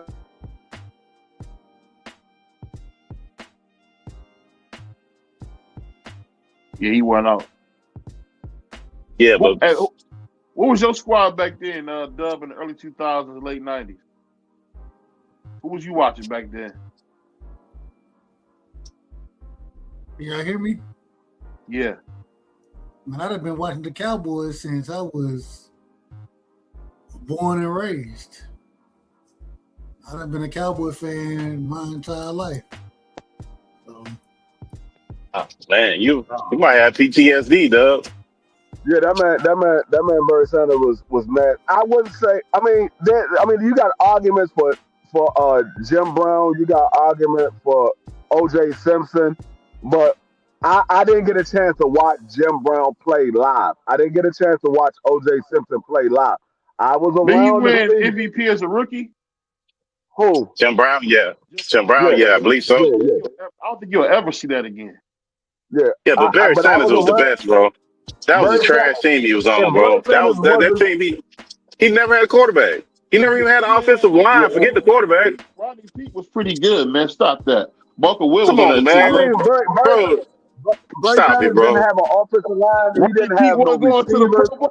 He wasn't going to the Pro Bowl. Stop it, man. He was going to the Pro Bowl. He was going to the Pro Bowl because of Barry Sanders, bro. The guy was getting the ball and a linebacker in the backfield at the same time, bro. On multiple plays in the game, bro. Like, stop it, man. That line was awful. If you watch Barry Sanders, I mean, I know you're kind of young, so when you started watching football, Barry Sanders was retiring when you started watching football. No, But my uncle was on that team. That's why I know a lot about that team. okay, but what I'm saying is, if you was able to watch it, I know what you going at the stats and looking at old video, but if you was able to watch the game live, you will realize there's no doubt all they had was Barry Sanders. That's all they had. There was no doubt about it. If Barry Sanders wasn't on that team, they wouldn't have won a single game. I remember that Y'all game saying that they Rodney played. Pete was trash? Is that what y'all telling me? Rodney Pete was trash? Is that what y'all telling me? No, he wasn't trash. He just wasn't. We don't know how good he was because the offensive line was that terrible. The offensive line was absolute butt trash. The only reason he had an opportunity to throw the ball was because they can do the play action. That was the only reason. And they would load the box up because every play they was loading the box up for Barry Sanders. And they load the box up for him. Yeah, Rodney Pete wasn't trash. Look at every run. Barry Sanders had more negative rush attempts than he had positive attempts. Oh yeah, he would go through a game with more negative attempts, but because he broke it for big games, you never paid attention to the negative attempts that he had because he ended the game with 120 yards, 150 yards, 200 yards. But he had more negative attempts than he had positive attempts. He was just breaking for a 60-yard touchdown or a 30-yard touchdown. So it would erase the negative attempts that he had. No, it was crazy. Let me ask you this, Dub. Did y'all hear these brothers say Rodney Pete, who went to the Pro Bowl? Let me double check. Back Rodney Pete. No, Rodney Pete he was privileged to play with a exceptional great running back. If Rodney Pete didn't have Barry Sanders, I'm gonna tell you right now, if Rodney Pete didn't have Barry Sanders, people probably would have never heard of Rodney Pete. Yeah, that's how good Barry Sanders was. I would agree with that. That's a fact. We don't know how good Rodney Pete is because Barry Sanders was just that damn good. That's just the fact of the matter. Everything was geared towards Barry, and it really wasn't no scheme that they had because they catch him in the backfield and he'll run 5 yards east to west and still turn it up 20 yards or something crazy. Hold on. It just didn't matter. I was wrong. Rodney Pete didn't make the Pro Bowl. My bad. I take that back. He didn't make the Pro Bowl. He wasn't. I mean, he was all right. Let me look because he started with Barry in 1989. So he was the best quarterback Barry had. Put it like that. He was the best quarterback Barry had. And they ain't saying a lot. Yeah, wow, he wasn't that. I take that back. Y'all might have been right. Uncle Rodney wasn't that good. He wasn't that good. He was all right. I mean, he wasn't booty trash, but he wasn't good either. Rodney Pete was a middle of the pack quarterback. He was a middle of the pack quarterback. Like I said, the only reason why people know who Rodney Pete is because they had Barry Sanders. And so people paid attention to the quarterback and the running back. That's the only reason why people knew who Rodney Pete was. If there was no Barry Sanders on that Detroit team, nobody would have known who Rodney Pete was. I got to give it to you for you right. Maybe because I was little meeting Uncle Rodney, I thought he was better than he was. He threw. No, you wasn't that good. He was okay though, but he wasn't like Troy. He wasn't like Emmett that had Troy and them boys. Like it wasn't like the thing about him was that he was doing it with these either mediocre or the ones that came before and after him were just absolute garbage, man. They were horrible, and Barry Sanders was doing what he was doing. It was almost downright abuse because they wouldn't get a quarterback. It's like, what the fuck are they doing? All they had to do was get a quarterback, and they would have won. That's all they. He got 2,000 yards. Can't even remember how many games they won. I think he might have did that with a losing season, if I ain't mistaken. It was something crazy like that. I think he did that in that year. I don't think the quarterback had 2,000 yards. Yeah, I think they did it with a losing season. That's abuse. Let me ask y'all this real quick. Is Troy Aikman? Now, I'm asking. I don't know. I'm asking. I didn't watch much of the Dallas Cowboys back then. Is Troy Aikman really a Hall of Fame quarterback, or he just played with Michael Irvin? Yeah, most definitely. He was good. Most definitely. He was good. Yeah, no, Troy Aikman is most definitely a Hall of Fame quarterback. Most definitely. There's no doubt about it because Troy Aikman was putting up numbers in a time where it was a run first offense. He was putting up numbers. So yes, like when we talk about people like John Elway, Joe Theismann, Joe Montana, uh, Uh-huh. uh, uh, Terry Bradshaw, Troy Aikman, Randall Cunningham, those guys, they was putting up yards in a run first offense. Now it's a pass first offense. But back then, it was around the running game. You ran the ball more times than you threw the ball back then. But now it's different. It's flip flop. So the numbers that Troy Aikman was putting up back then was numbers Yeah. that was jumping off the screen because you wasn't seeing quarterbacks put up 300-yard passes back then. They wasn't doing that on a regular basis. So when Troy Aikman would do it, you were like, "Damn, he put up 300 yards." That at He didn't that seem like he time, had a big arm either. That's the part that shocked me. He didn't seem to have a big arm either. yeah, I mean, he didn't have a huge arm because, like I said, it was a run first. They wasn't building up quarterbacks to be what they are now. They was building up quarterbacks to protect the lead once they get the lead. They just protect the lead. They didn't make no mistake. Don't throw an interception. Get it to your one or two reads. If it ain't, dump it down to the running back. That's what they did. But now it's so people so built on scoring a lot of points and throwing the ball that the running back is almost obsolete. If you can't catch the ball out of the backfield, they don't want to do nothing with you. So let me ask So you Yeah. yeah, guys Troy this: Aikman was who's the best definitely a Hall running of back in Famer. the league right now? Uh, I would I have say to say Jonathan right Taylor. now, What about you? Jonathan Taylor. Jonathan Taylor right now. So is King Henry not as good as we thought, or Jonathan Taylor is just better this year? No, I still like Henry. I still like Henry for the best. Henry I is just still good, but yeah, because I think he can do Henry everything, and he's a monster. yeah, Henry is still good, but Henry is an older. People pretty much know what they got to do when Henry's Man, in the game. Stop the box man, and man, take his legs out. man, give me Nah. Gibbs. Give me Gibbs over all them brothers. Give me Who? Gibbs. Gibbs. Jameer Gibbs. Yeah, I think Henry different because the quarterback hurt. I think that's the only thing that you're saying. They're able to key in on him because the quarterback hurt. Quarterback was hurt. That changed that whole dynamics because he can do everything, and he a monster. So I think that's what's hindering him is production right now. Yeah, And he a that too. collision back at that. People got to remember he a collision back. That's crazy. Yeah, and he fast. He fast as all get out. He ain't no Christian McCoy yet. You ain't running him down. Yeah. When Derrick Henry take off, 9 times out of 10, it's to the house. It's to the house 9 times out of 10. I only seen Derrick Henry get maybe 3 times out of all the times I watched Derrick Henry play. And once he break it, when he break it to that sideline, I think I only seen him get walked down 3 times. Usually he's gone to the house when he hit that sideline. Yeah, I But don't know. Derrick Henry is still a good running back. He's still a good running back. You can still win with Derrick Henry. He can still put up 100 yards any given game. It just this year, Jonathan Taylor is on a different level this year. I just think, as far as football goes, Super Bernard, man, pulling through, Super my man Mark. I just think when it comes to football this year, I feel like it's like no real stories. Now we got Daniel Jones down because I thought the Cardinals were gonna win it all, didn't you?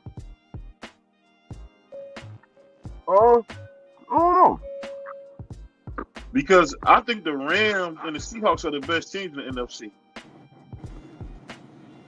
So I don't know. Yeah, I mean, no, because you gotta put.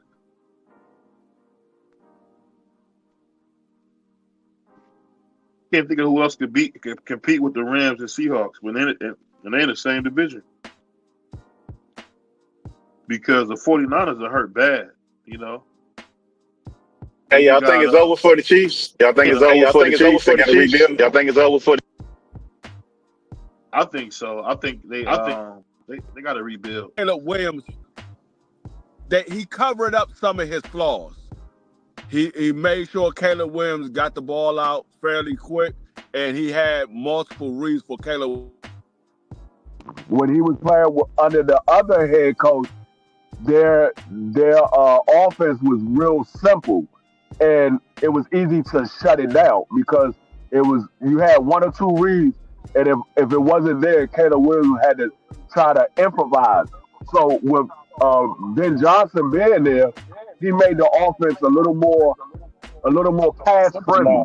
So now Caleb Williams can succeed a lot more with that offense that he's under right now. Yeah. I think football is great, but let me ask you guys this. Do you guys think gambling's gonna dismantle American sports? Because we keep seeing all these gambling things where we don't know if it's real or not. Do you think gambling's gonna ruin our sports in America? We already seen it. You're seeing dudes step out of bounds and nobody in front of them to go the touchdown right in front of them. And they had a 20. Seeing dudes not reach for balls. Yeah, we've seen it. We already seen it. Seeing dudes not reach for balls that's falling at their feet and they're not even sticking their hands out. We're seeing it now. Dudes is looking up. They running, looking up at the scoreboard, trying to figure out if they're gonna step out of bounds and trip themselves. Like we already seen it. What you guys think about what's going on in Congress today? Where we seen, I thought it was kind of out of bounds, but you seen the Congress call out the WBC. What you guys think about them calling the WBC and how they did Terrence Crawford? I let T talk because I already talked. I think it's ridiculous because the problem with the WBC is they made an agreement on how much they was going to charge him. Now with Terrence Crawford, if what he's saying is correct, that Mauricio came back and came with a different amount, then that's a bad move by him. But they agreed to a price and then he came back with a different price. You're not going to stick me up for that belt. That ain't, nah, man. That ain't what we agreed to. You don't get to just slide the scale up when you feel like it and pimp me out and I got no choice. I got a choice not to pay you. Keep your belt.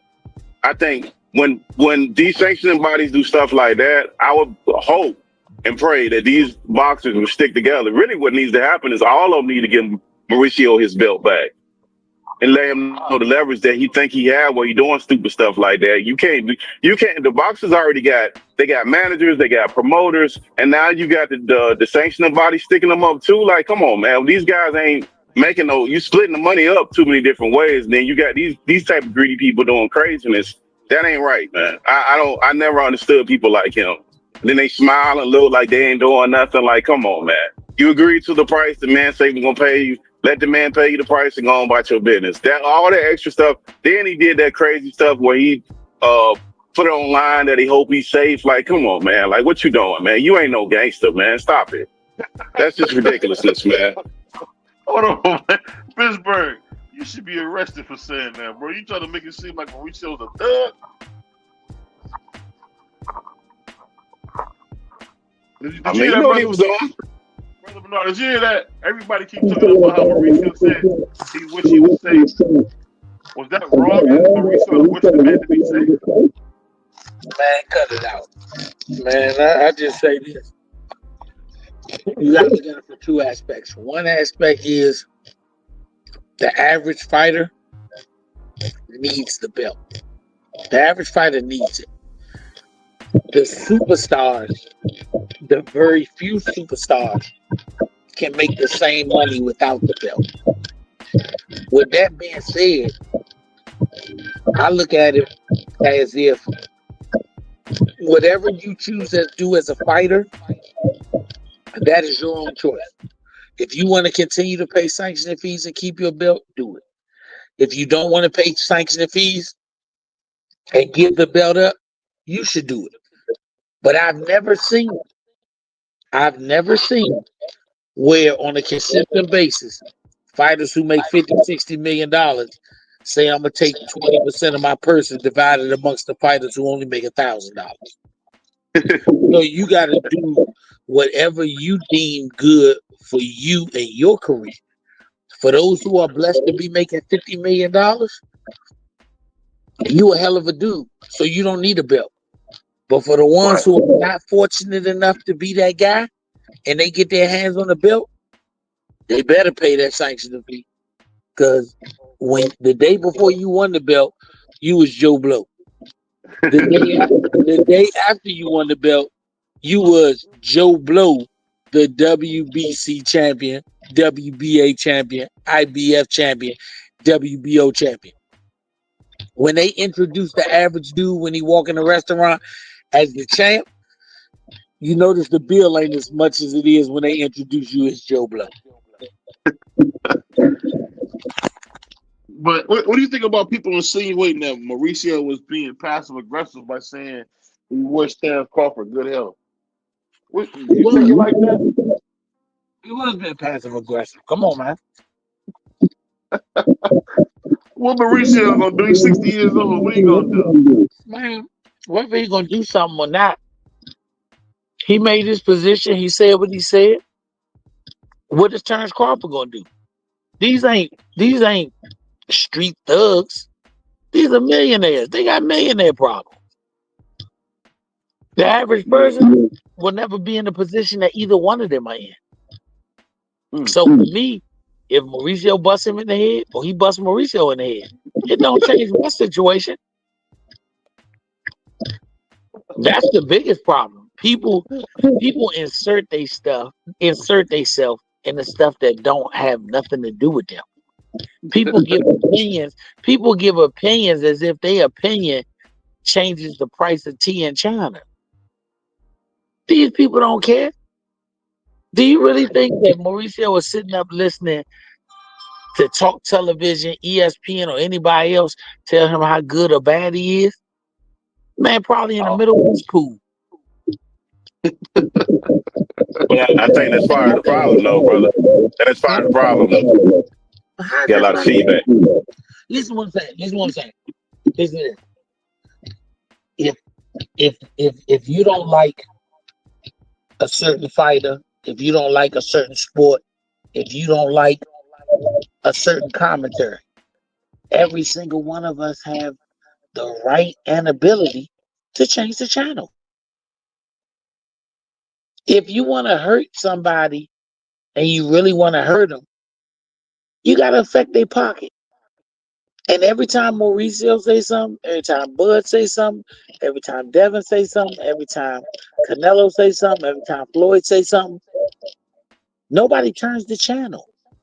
So do they really want to hurt these people, or do they really want to hear what they got to say? Yeah, but I think that's two different things, though. That's the Because same Mauricio, no, it's not. Because Mauricio, the problem, Mauricio was trying to do business with Bud.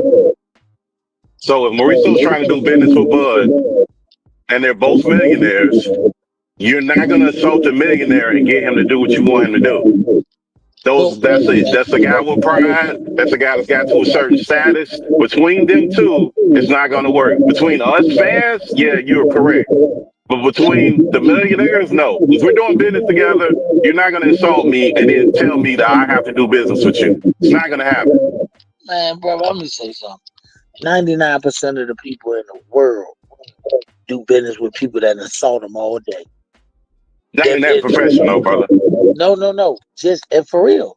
You got clothes designers that call black folks niggas and monkeys, and people still killing over their clothes. And guess what? But they're not. But they're not doing business with each other, though, brother. They're not doing the business where they bash each other side the head. Any time that you exchange product or action for money, you're doing business. Anything that's done is a transaction. And if you can go justify buying clothes from somebody who call you a nigga or a monkey, and you can justify it standing in a line outside for 5 hours to get a pair of shoes, then people slapping you in the face. You paying for them to slap you in the face. So what's the difference?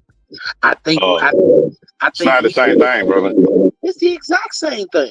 No, it's not. I don't have an exclusive contract with that company. Where's my livelihood on line? No, it's not. I'm just a consumer. That's not income for me. It's not the same thing. But you're doing business with them. They're No, I'm not. I'm just a doing, consumer. No, I'm a consumer. but as a consumer, you're spending your money for a goods. If you don't spend your money for a goods, that company goes under. So you are doing business with No. that company. Brother, do you work at a place where they treat you bad, where they talk crazy about you? Would you continue to keep working and doing contractual work with a place that treats you like that? That's If the they pay, difference. if they paying me better than somebody else, I'm gonna be real with you. If they paying me better than somebody else, if I Well, I make mean, that's your choice. if I make $1 Most people million, not. if I make $1 million, and I'm using the equation what they say, if I make $1 million a month, and the man give me my check every month, say, "Here, you black bastard," I'm gonna say, "Okay," and I'm gonna cash my check. But what if you got a choice? But see, you acting like you don't have a choice. If I could tell you, you could go over here and make the same money and not get treated like that. Well, go do it.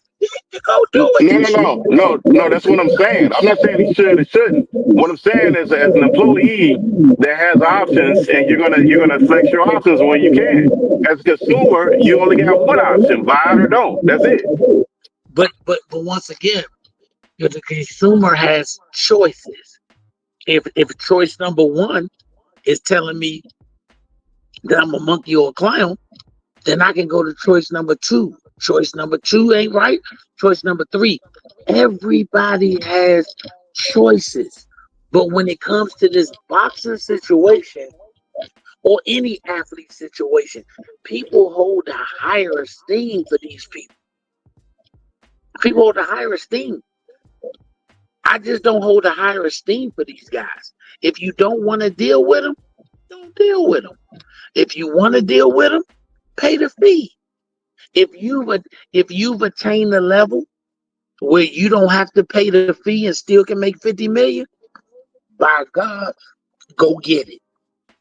But if you haven't attained the position where you can make 50 million without the belt, you need the belt to make 50 million, you need the belt to make 2 million, then by all means pay them people.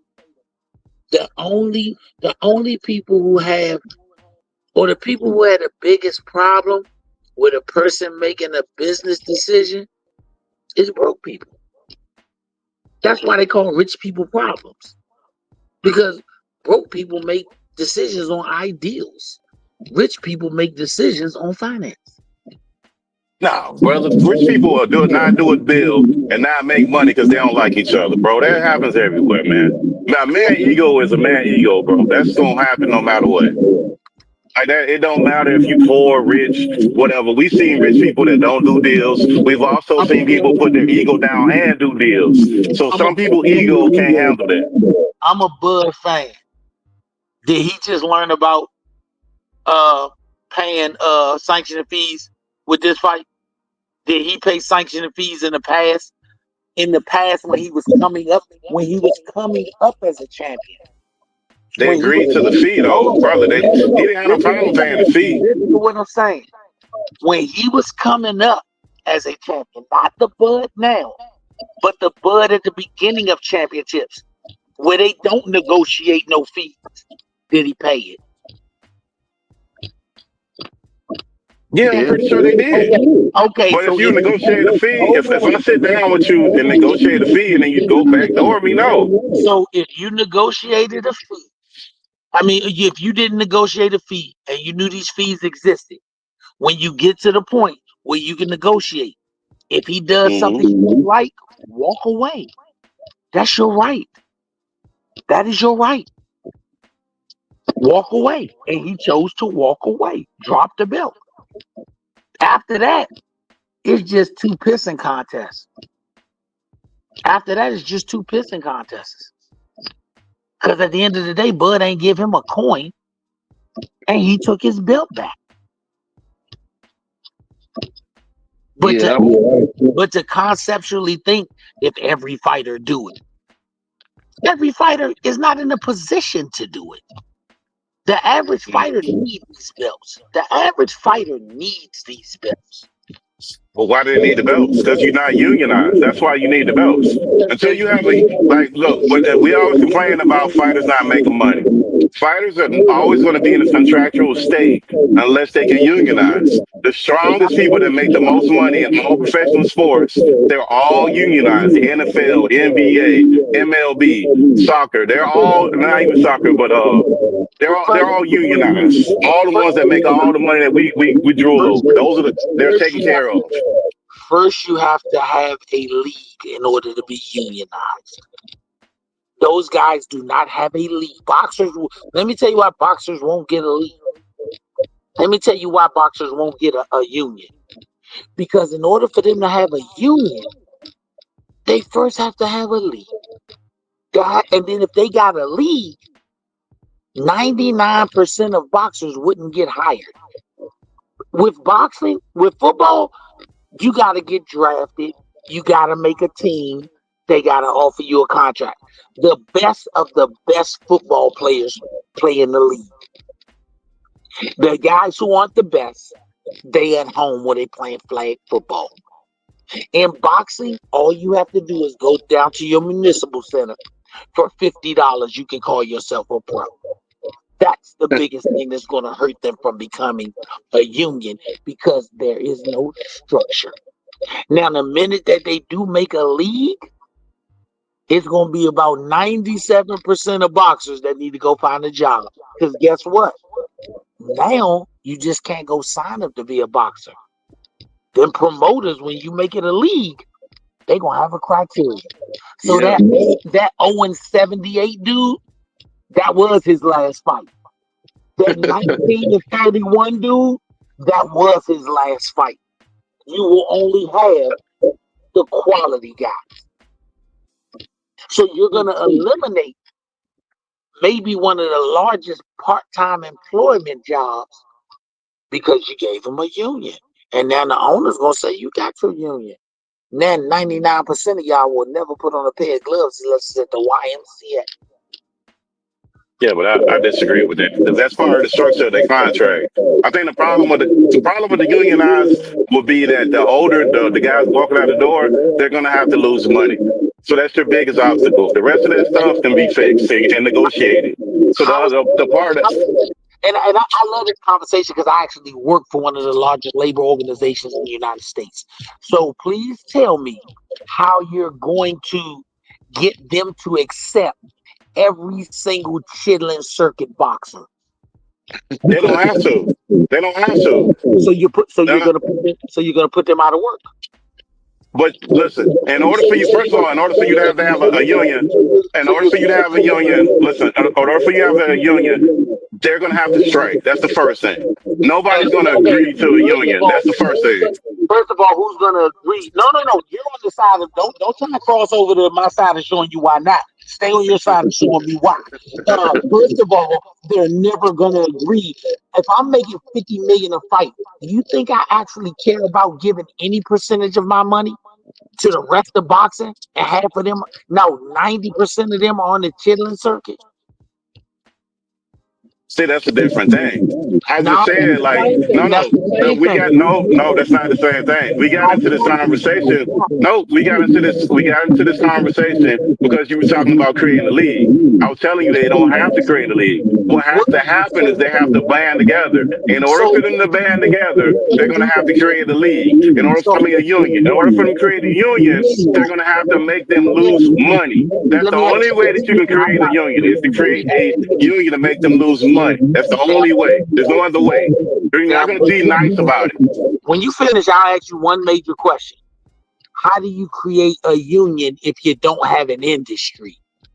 So tell me one place where there's no league, if you want to use the concept of league, but they got a union. In order to have a union, you have to have employees. Employees of what? A league. Right. So once again, nurses got a union out. There's unionized nurses. There's unionized longshoremen. What are you talking about? And what do nurses have? They have an industry. They have hospitals. So they do have. They subcontract all the time. They do have a league. They have a standard. They Nah. have a rule and regulation committee that creates a standard that they go by. So if you say boxers create a union, who are they negotiating with? Because if the promoters are elite, then who are they They can't. negotiating with? The networks. You don't need promoters. There ain't no networks dealing with no What are you chitlins. talking about? You got Netflix. Listen. Yes, they are. Not No, making no. any money.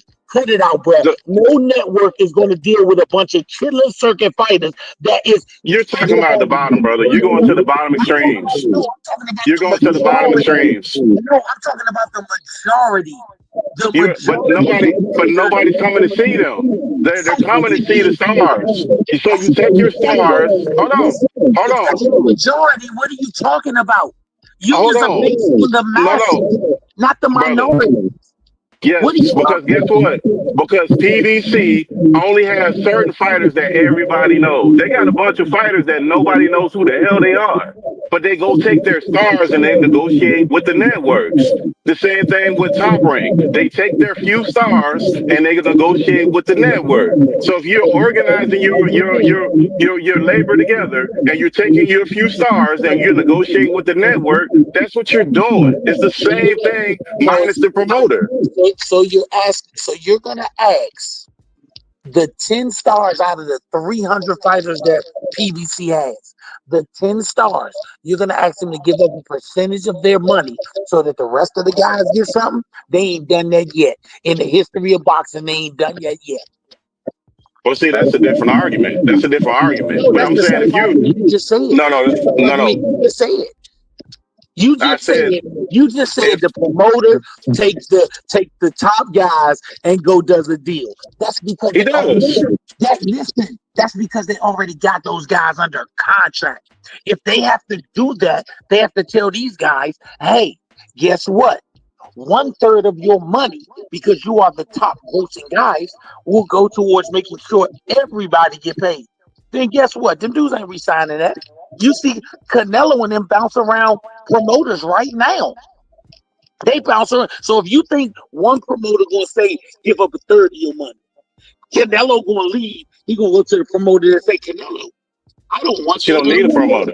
I'm not asking you 1/3 of your money. We're not gonna take any. They already don't- own the best dollar. What are you talking about? Only 8 You don't need fighters. but hold on. You don't need a promoter, brother. See, that's the problem. You're eliminating. But hold on. If you got a contract, okay, cool. But if you got, I get it. But if you got, I'm gonna tell you, if you got a contract, you're eliminating the promoter, you're eliminating the manager because your labor costs, your raises, all that stuff is already baked in. So that you don't need to sit there and negotiate that. Most labor unions, and if you notice, you're part of one.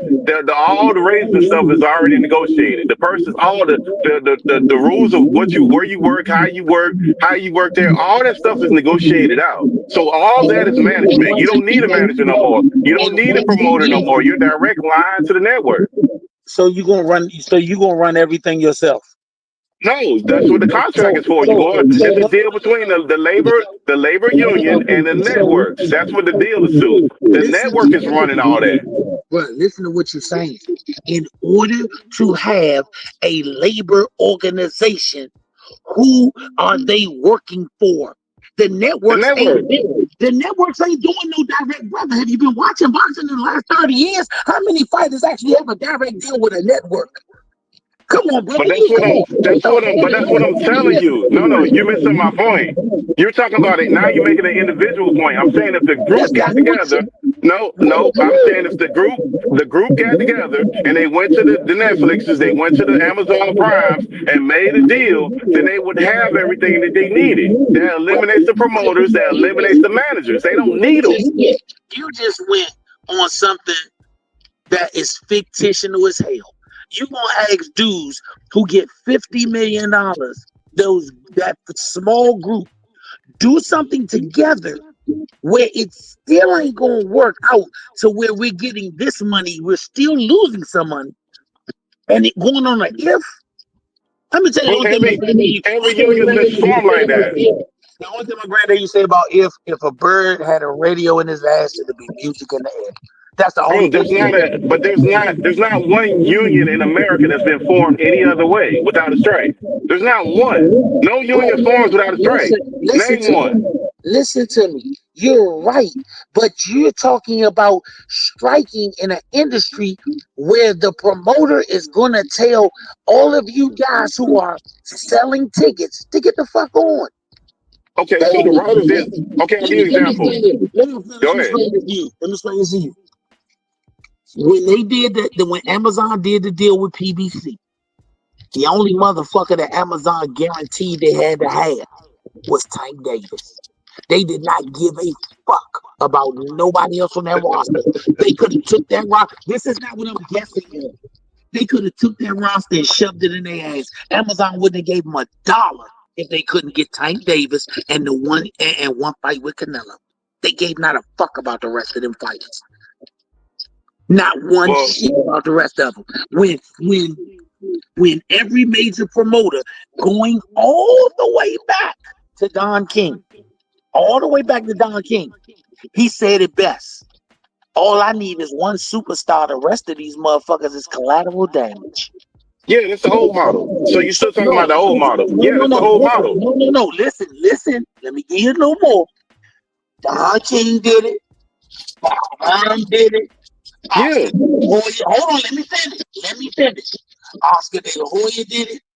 Floyd Mayweather did it. When Floyd ruined, he destroyed HBO and Showtime just by him leaving. If all these boxers was worth so much, how the hell one man leave and destroy your whole fucking boxing budget? Because they don't give a shit about 99% of the fighters. They care about the 1 or 2 or 3 stars. That's why Canelo could own 2 days a year. That's why PBC and Floyd could own 2 days a year. That's why Manny Pacquiao could own 1 day a year, because they eat their biggest food off of the 1 day. When PBC wasn't putting on fights, what were they waiting for? Tank Davis to have another fight to create the budget. So if Tank walks the fuck away, they'll tell PBC, take that and shove it in trash. But brother, you only pointed. Hold on, brother. You said a lot there. You only prove them on point. My point is that right now they don't care about the subpar. Why would Tank do that? Tank is I'm trying. Hold on, brother. Tank is not going to turn down $40 or $50 million of his own. Why not? Why not? You see, once again, you're going off fictition. I'm going off what I know. I'm not. Hold on. They just had. Hold on, brother. They just had a strike for Netflix. Just had a strike with the writers like 2 years ago. Where the writers sat out. Hold on.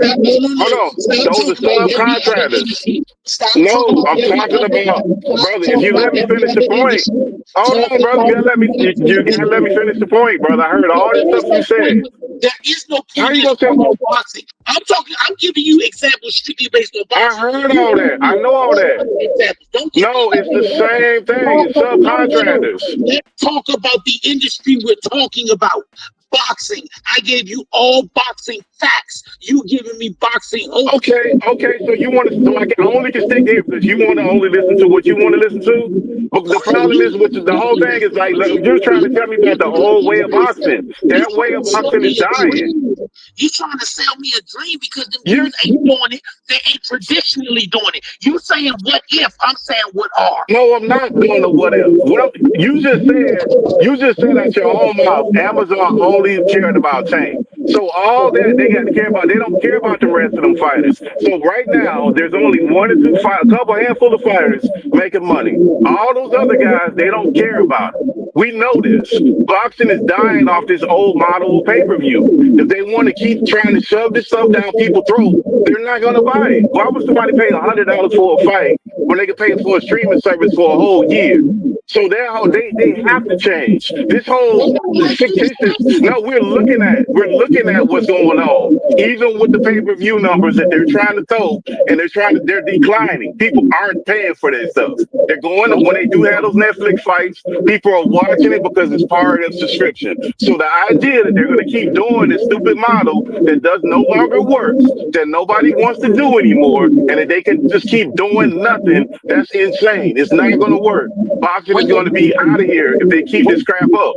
Nobody's paying $100 for that crap. Nobody's doing it, and they're not even big fights. They're subpar fights that they're trying to trick people to pay for this stuff, and nobody's paying for it. So they don't have the luxury of keep doing this stuff and acting like they could just keep doing it. They can't. They don't care if you don't buy Charles Martin's fight. They don't give a fuck if you don't buy his fight. Long as you buy the Tank fight, the Canelo fight, They're not buying it. But they are buying it. No, they're not. The numbers are declining. They're not buying those fights. That's the problem with your whole argument. They're not. The pay-per-view numbers have steadily been going down. So how are they paying these guys?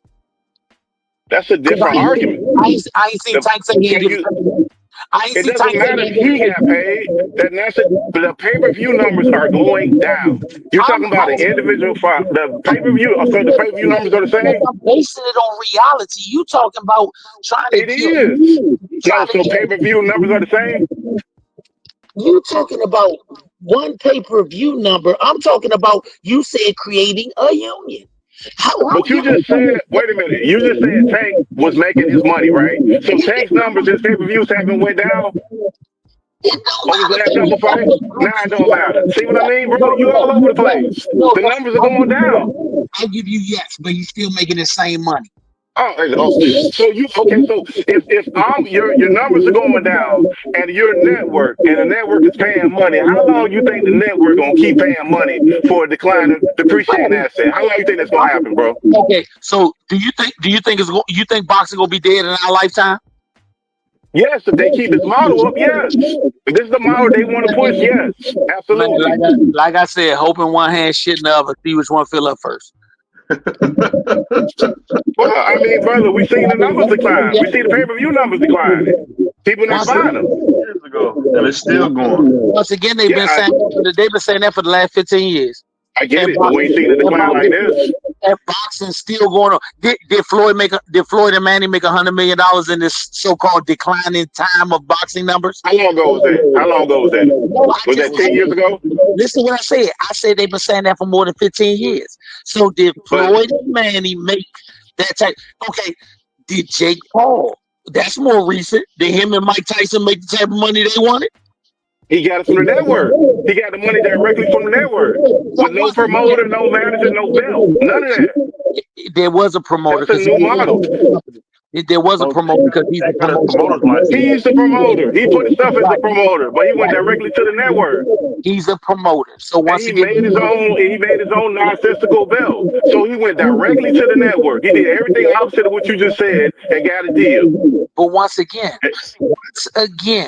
how many motherfucking fighters have the ability to do that? And how many people did he bring with him? Okay, so when Jake Paul went, how many people did he bring with him? You tell me, because he ain't got no hell of a roster. You tell me. It don't matter. The card he had, did he have? No. We gonna talk about what you just said. How many people he take with him? Less than a handful.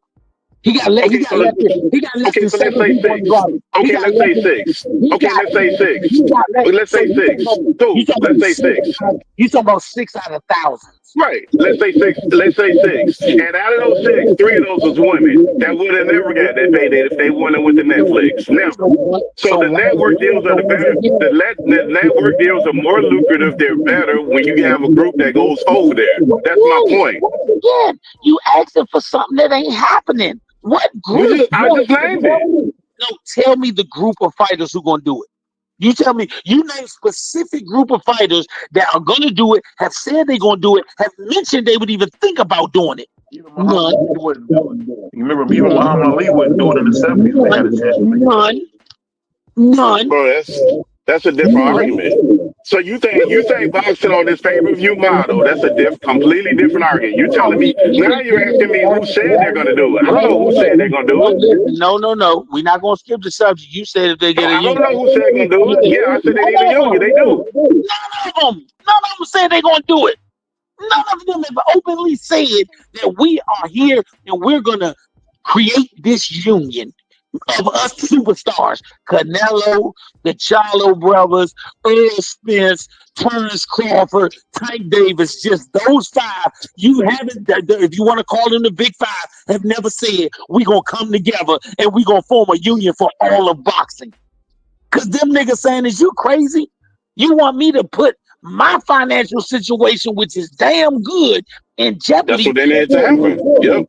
We had that in the NFL. We had that in the That's what happens. Every union gets started like that. There's always a strike and people lose money. There's not a union in history that's been formed any other way. Name one that's happened any other way. Listen to what I'm saying. Show me where there's somebody doing it. None of them dudes is talking about doing that shit. Nobody's doing it. That's a different argument. We weren't talking about that. You said you're acting like no. The formation of them doing it and the reason why they need to do it is because of the decline in sales that they have for their pay-per-view model. Even the stars that you keep naming, they're declining. So if they're gonna stick with this model, you can see the decline in the sales. So guess what? Then every fighter, listen to what I'm saying. I'ma say you right. Listen to what I'm saying. I'm going to say you right. So every boxer better go sign up immediately and fight in the motherfucking TKO league with Zephyr Boxing.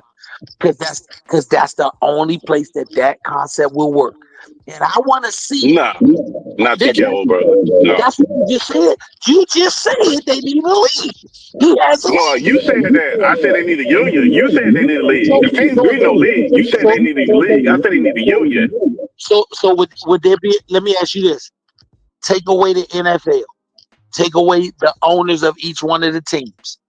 Do you think there would be? And just say the players have a union. Do you think there would be an NFL without no owners of the team? No. No, they need stadiums. That's a different thing. No, it's a different thing. You just said out your mouth less than 2 minutes ago, every pro sport has a union, soccer, football. So once again, why do they have a union? Because they have a what? But that's different. Look, boxing. Look, no, it's not the same thing. The NFL has to have stadiums. Wait a minute. The NFL has to have stadiums. No, that's not the same thing. The NFL has to have stadiums. They got to have equipment. They got to have all this stuff. A boxer just needs a ring and a stadium that's already there for that event. That's not the same thing. The overhead cost of running the NFL team is way higher. The constant pressure that than running the boxing. It's not the same. And what you just said, you are 100% correct, and that's why I don't get into this argument because I thought the same thing until Leonard Ellerby schooled me. You know the difference between a chitlin circuit fight and a top level fight? The quality of the production. Do you know why they can do a high school gym? They take a high school gym and have a pro card. If you go look at it, you'll see why you only pay $25 for the ticket. When you want to know what the difference is, when they have a top level card, even at the lowest level of the top level, because the quality that goes into it. So you can do what you want. You can have the stats that you want. But once again, you can have stadiums, but if you don't have team owners, if you don't have a league, if you don't have that, then all you got is stadiums with a bunch of union workers in it, like you said. That's what you got. I mean, you get a network deal. No, you get a network deal. That's different, bro. Because networks like Netflix and Amazon got their own studios. Netflix got their own studios. So the infrastructure is there. Listen, so you mean if all the players in the NFL said fuck the owners and fuck the teams, we going to the networks and just a bunch of No, that's not the same thing. First of all, they can't do it. It's not the same thing. They have to buy stadiums. Because they have a contract, because they got a labor contract. They can't do it. And once again, they have a labor contract between the unions and the owners, so they can't do it. So once again, did they have a league first or a labor league first with the NFL? Which did they have first? But they have to have that. It's a No, no, no, different no. Answer thing. the question. Answer the question. What did they have first? A league or They a had a union? league. Yeah, they had a league first. But there's I plenty of rest it. industries that don't have. Well, no, I it's rest, not I rest, I because rest there's that. plenty. No, because there's plenty of other industries that they do not have any of those things, and they have labor contracts and they're subcontractors. So that don't I'm, mean a lot. I'm using what we're talking about as sports. Nah, Did they you have, very selective, brother. You being manipulative. did they have Major League Baseball first, or did they have the Players So Union? now you want to use. So now you want to use because when I was trying to bring it up, you told me I couldn't talk about it. So now you want to talk about it? Yeah, You you got would told me don't talk about it. because you You told me don't talk about it. Now it's convenient. Now you can want to talk give about it. okay. All right, let's take it off the table. Let's stick to just boxing. No, Okay, cool. listen, we're not going to bring no other industry in it. Period. Let's just Cool. talk about Cool. boxing. Gotcha. I'm gonna talk from facts. You're gonna talk from opinion. What you mean? What opinion? So Amazon Prime isn't it? Oh, so Amazon Prime isn't in boxing. Netflix ain't in boxing. How many fighters got individual deals with Netflix? 0. Nobody. Okay, so that bumps that debunked your thought on that. Tell me the next one. No, it didn't. No, it didn't. So How you're many talking. Wait a fighters? minute. You're talking about the current state of boxing. I'm telling you. See, you're taking a stance because of the current state is the way it is. It has to stay the way it is. I'm telling. But my stance is that it can't stay the way it is, or it won't exist. Let me So ask the if you look around, I'm not gonna answer the question. I want to ask the panel a question. When I asked him a direct question based on fact, meaning based on touching the earth, he answered me with a fictional answer about what could happen in the future. Am I right or wrong? That's true. You're right. So when you talk about what I said in the beginning, I'm going to give you fact-based conversation. You can only give me a hope for of something in the future. Unless you got a crystal ball, you can't see the future. I'm going on right now.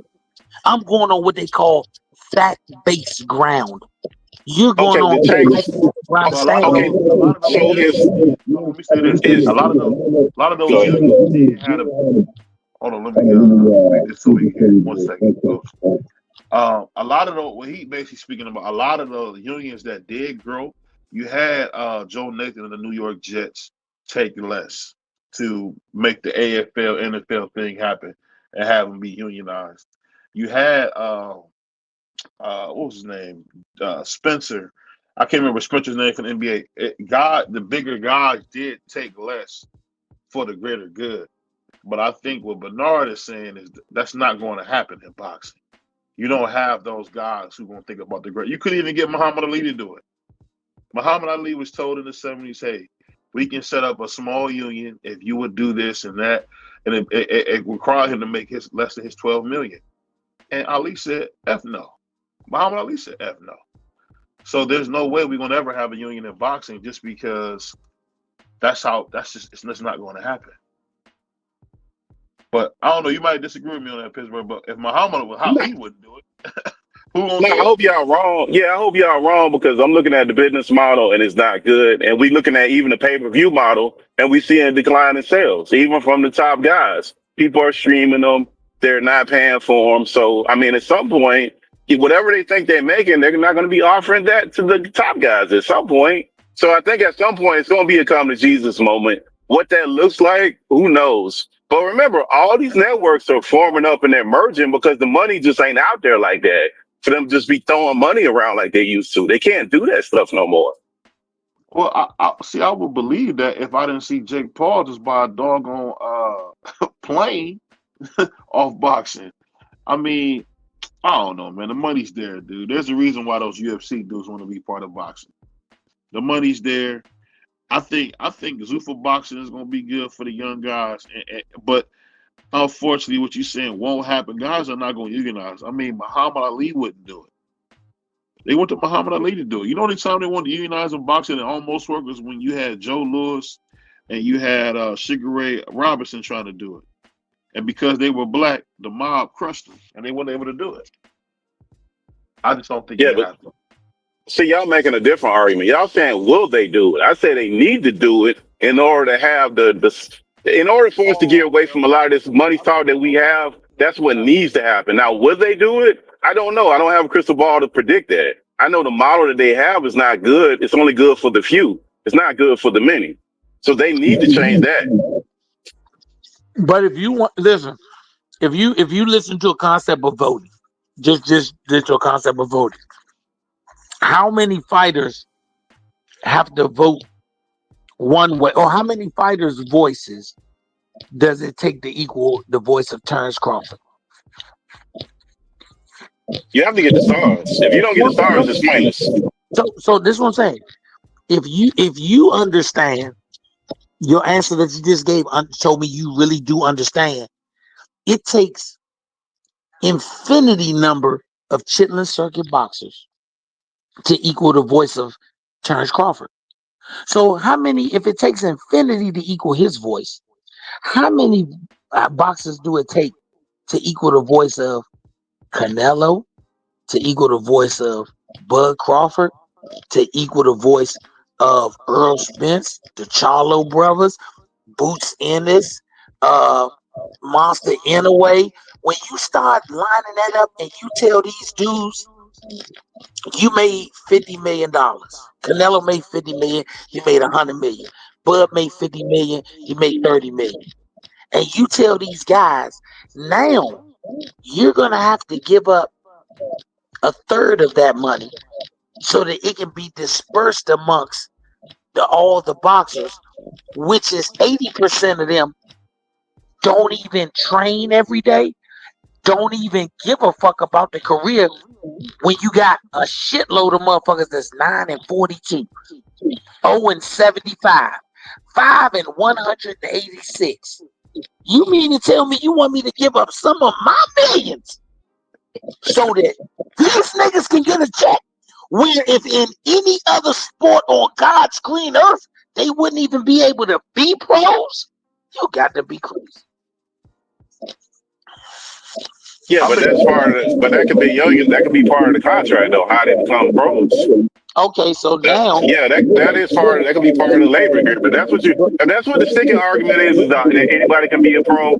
Like they have a whole process in all those contracts on how they become pros with NFL, NBA, MLB. All of that's in those contracts. now let me say this. Now that you got the top guys to agree on the pros, now when it really does matter, this is when it really does matter, when you got to get all those guys who have a license to vote yes for the union, but you got to tell them, all of you niggas with these massively upside down records, which is the vast majority of y'all, your services are no longer needed in the Carter. How many of them you gonna think to put themselves? How many gonna vote yes to put themselves out of work? You talking about the promoters? No. Now that you've got them to agree, and now they got to get it to a vote, and in order to get your vote, every boxer in the United States has a license on file. They got to send them a ballot. When they send them the ballot, they're gonna say, if you have these massively upside down records, your services are no longer needed in the Carter. That means you know. But they don't. No. They don't have to do it like that. Let me finish, because I know how these labor votes go. You have to let them know the pros and the cons. The pros are, if you have a massively upside down record, the big guys, the Crawfords and the Canelos, said they're not giving up a dime of their money. So in order to get this to pass, we had to eliminate y'all. You gonna ask more than 70% of the boxing world to eliminate themselves from a job? You think they're gonna vote to eliminate themselves from a job? But that's not how it goes, though. Because look at Amazon. But that's not how it goes. Because look, the portion of Amazon that's unionized, it's not all Amazon workers. It's New York workers. There's a very few. It's very limited. The same thing with the college players that went into a union. It wasn't all college players. It was like 2 schools that went and unionized. So you don't have to get all the labor to get unionized. That's not how that goes. They don't have to be representative of all of the industry. They don't have to do that. And how, number one, once again, you keep jumping away instead of answering the boxing question. The hell with the other industries. We talking about boxing. They don't have to get all. They don't have to get everybody in boxing to be part of a union. That's my point. You can form a union without getting everybody part of a union to be everybody part of that labor sector. You don't have to have every single person in there. So why, if I'm the top boxer, did you talk? So now you're just making this union for the top guys. Why, if I'm Listen, anybody. Who are you eliminating from the union? Tell me who you're eliminating. Listen, anytime you have a union, I'm not eliminating anybody. The unions, listen, whenever you have a union, it's not for every single person in the industry. That never happens. Never. There's not unions don't cover every company. Everybody that works for different networks, they're never covering everybody. Hold up. In most industries. Listen to what I'm saying. Stop doing this. We're talking about one industry. And when we're talking, listen, before you do that, if we're talking about one industry and we're talking about labor laws covering that industry, tell me how you're going to say, okay, tell me what states won't be covered then. That's part of the union, brother. That's part of them to figure out what a union. No, it is. No, but you can't limit my answer to the way you want it to be limited to. Yeah, but you can't. I am. I'm trying to. Yes, I am. I'm not answering the way you want to. Let me ask you this. What level of boxing? You gotta let me answer a question though. You ask me questions, you're not letting me answer. You gotta let me answer one of them. Okay, what level of boxer? Listen to me. What level of boxer is not part of the union?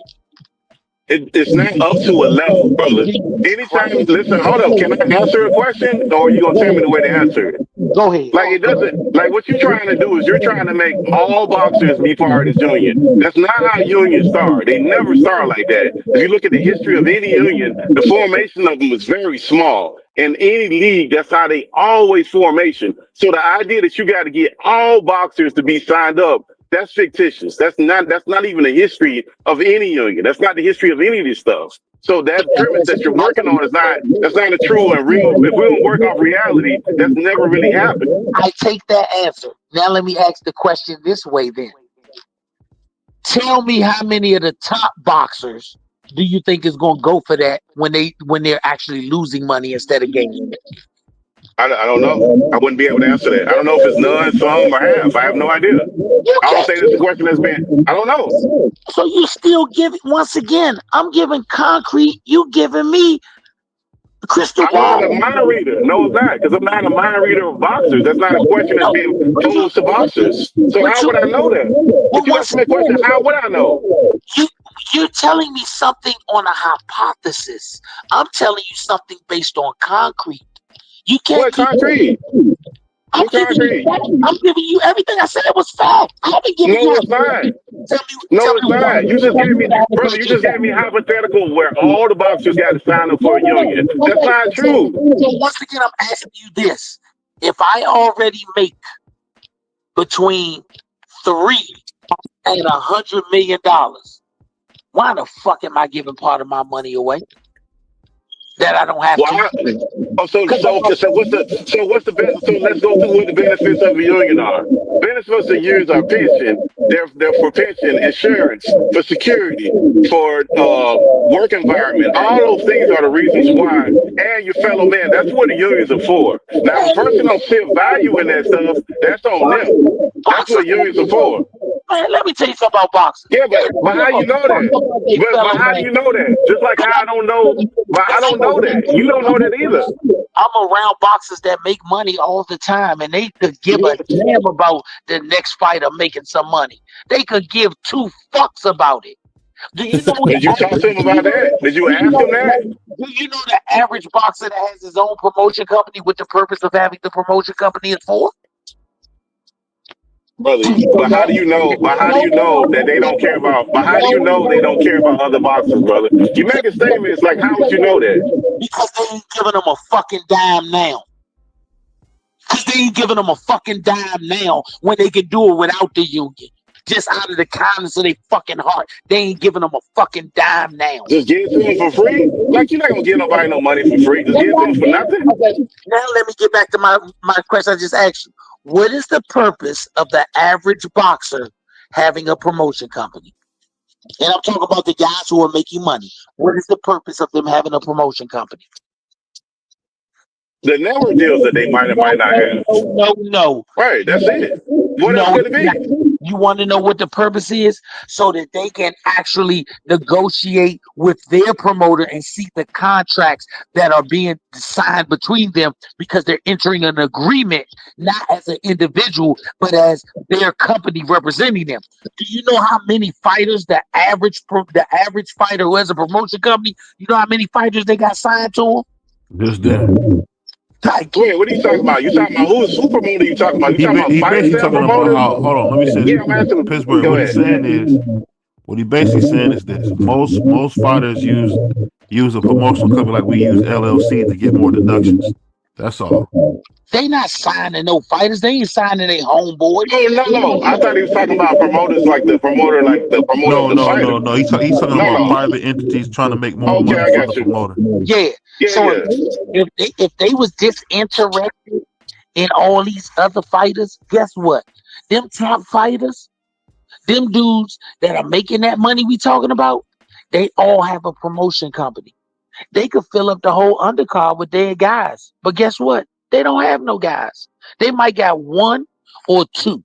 They may have that. And most of them is they partner that came up with them. Them niggas ain't really no potential star type motherfucker. They just a nigga that came up with them and they hang with them and they use them. Hey, he trained with me. He go everywhere. They his Yeah, partner. he basically saying like you remember when Canelo was trying to sign Tio and he had hold on let me punch you real quick post when Canelo was trying to sign Tio. The whole thing was it was a partnership where you seeing Canelo actually extended himself trying to help Tio grow as a fighter. You see what I mean, Pittsburgh? What he basically Yeah, I said, got you're not that. gonna see people I do got that that. like Canelo. They don't do stuff out the kindness of their heart like Canelo did. I They don't got do it. that. But I mean, you never know. Like, listen, the whole thing about people unionize, you think people like sacrifice some money. You never know what a person will do until they put in a position to do it. Like, if nobody Hey, ever gets put in a position, you never know that. I'm gonna just say this, Pittsburgh. I agree. I see what you're saying. They couldn't get Muhammad Ali to do it. I got On it. that note, I'm gonna say this. It's 12:35. shout, Appreciate you, BBO, and shout you out to too, brother. Coach. Shout out to Pittsburgh. That's why I love to have you on Pittsburgh. Appreciate You y'all get that brothers on here. conversation going, dog. Appreciate y'all brothers, man. Hey, y'all hit the subscribe and like, brother. Appreciate you, BBO. Good conversation, brother. Y'all have a great and fantastic night. I'll talk to you soon, Coach. BVO. Once again, fact over fiction is a mean motherfucker, man. I swear. I think once I explain what you were saying, you know, you kind of. I don't think people understand what you be saying because everything I said was exactly what you was just saying. Once again, you tell me when you gonna get the top 5 boxers to give up a third of their money so that niggas on the chilling circuit is gonna eat. Yeah, they've done it in other sports, but they won't do it in boxing. Bruh, you can't name another sport where they done it. Tell me where they done it. NFL. No. Joe Namath and all them guys took less so the young, little guys can make more. Listen to what I'm saying. Go ahead. NFL is based of a league. You have to get drafted to be in the league. They have a set number of people that can be in the league at any fucking time. Oh, okay, I see what you're saying. Okay, I got you. The definitive number of how many people on that field make up the entire NFL. I see exactly what you're saying. So a lot of them dudes wouldn't even be in boxing no more. They would put the chilling dudes out of business. That's what I'm trying to tell them. You're gonna put the chilling dude out of business. Do you think that the But they're pretty much out of business now, if you think about it, because you don't really see. There used to be fights every week locally. But the chilling circuit niggas ain't out of business. They thriving. What are you talking about? They got fights in No, I'm Westbrook. talking about. I'm just saying they're not as big as they used to be. But Used to have some stars in the chitlin circuit. It's not like that no more. Nah, BBO, listen what I'm saying. You looking for stars. Fuck a star. I'm looking for a bunch of guys willing to fight once a month, knock each other head in, and let people drink beer. They don't make Oh, okay. I see what you're saying. Okay. I the got you. chitlin circuit guy don't make money off the fight. He make money off the food. He make money off the beer. Off the event. I see what you're saying. Yeah, off the event. You ever been to a pro card in motherfucking West Virginia, Missouri, or Montana? They I had see what you're saying. a restaurant where they moved the goddamn mechanical bull out the middle, put a ring in the middle, and they charged $25 to get in. They ain't even no seats. They making their money off people getting drunk and people loving to watch two people fight each other, knock their teeth out until they done. Yeah, I see what you said. So if you telling me you gonna get Canelo, you gonna get Bud Crawford, you gonna get all these top motherfuckers to agree to give up their money for fighters who don't even fucking train. No, they're not gonna do that. They're not gonna do that. When let me tell you something. When they organize a group of people, tell me what union would if they had the opportunity to organize every boxer in the United States and send them a ballot to vote to be in a union. Do you know how many members that is? Yeah. We got thousands of boxers. If they made a boxing union, that would probably be the largest union of members in the United States overnight.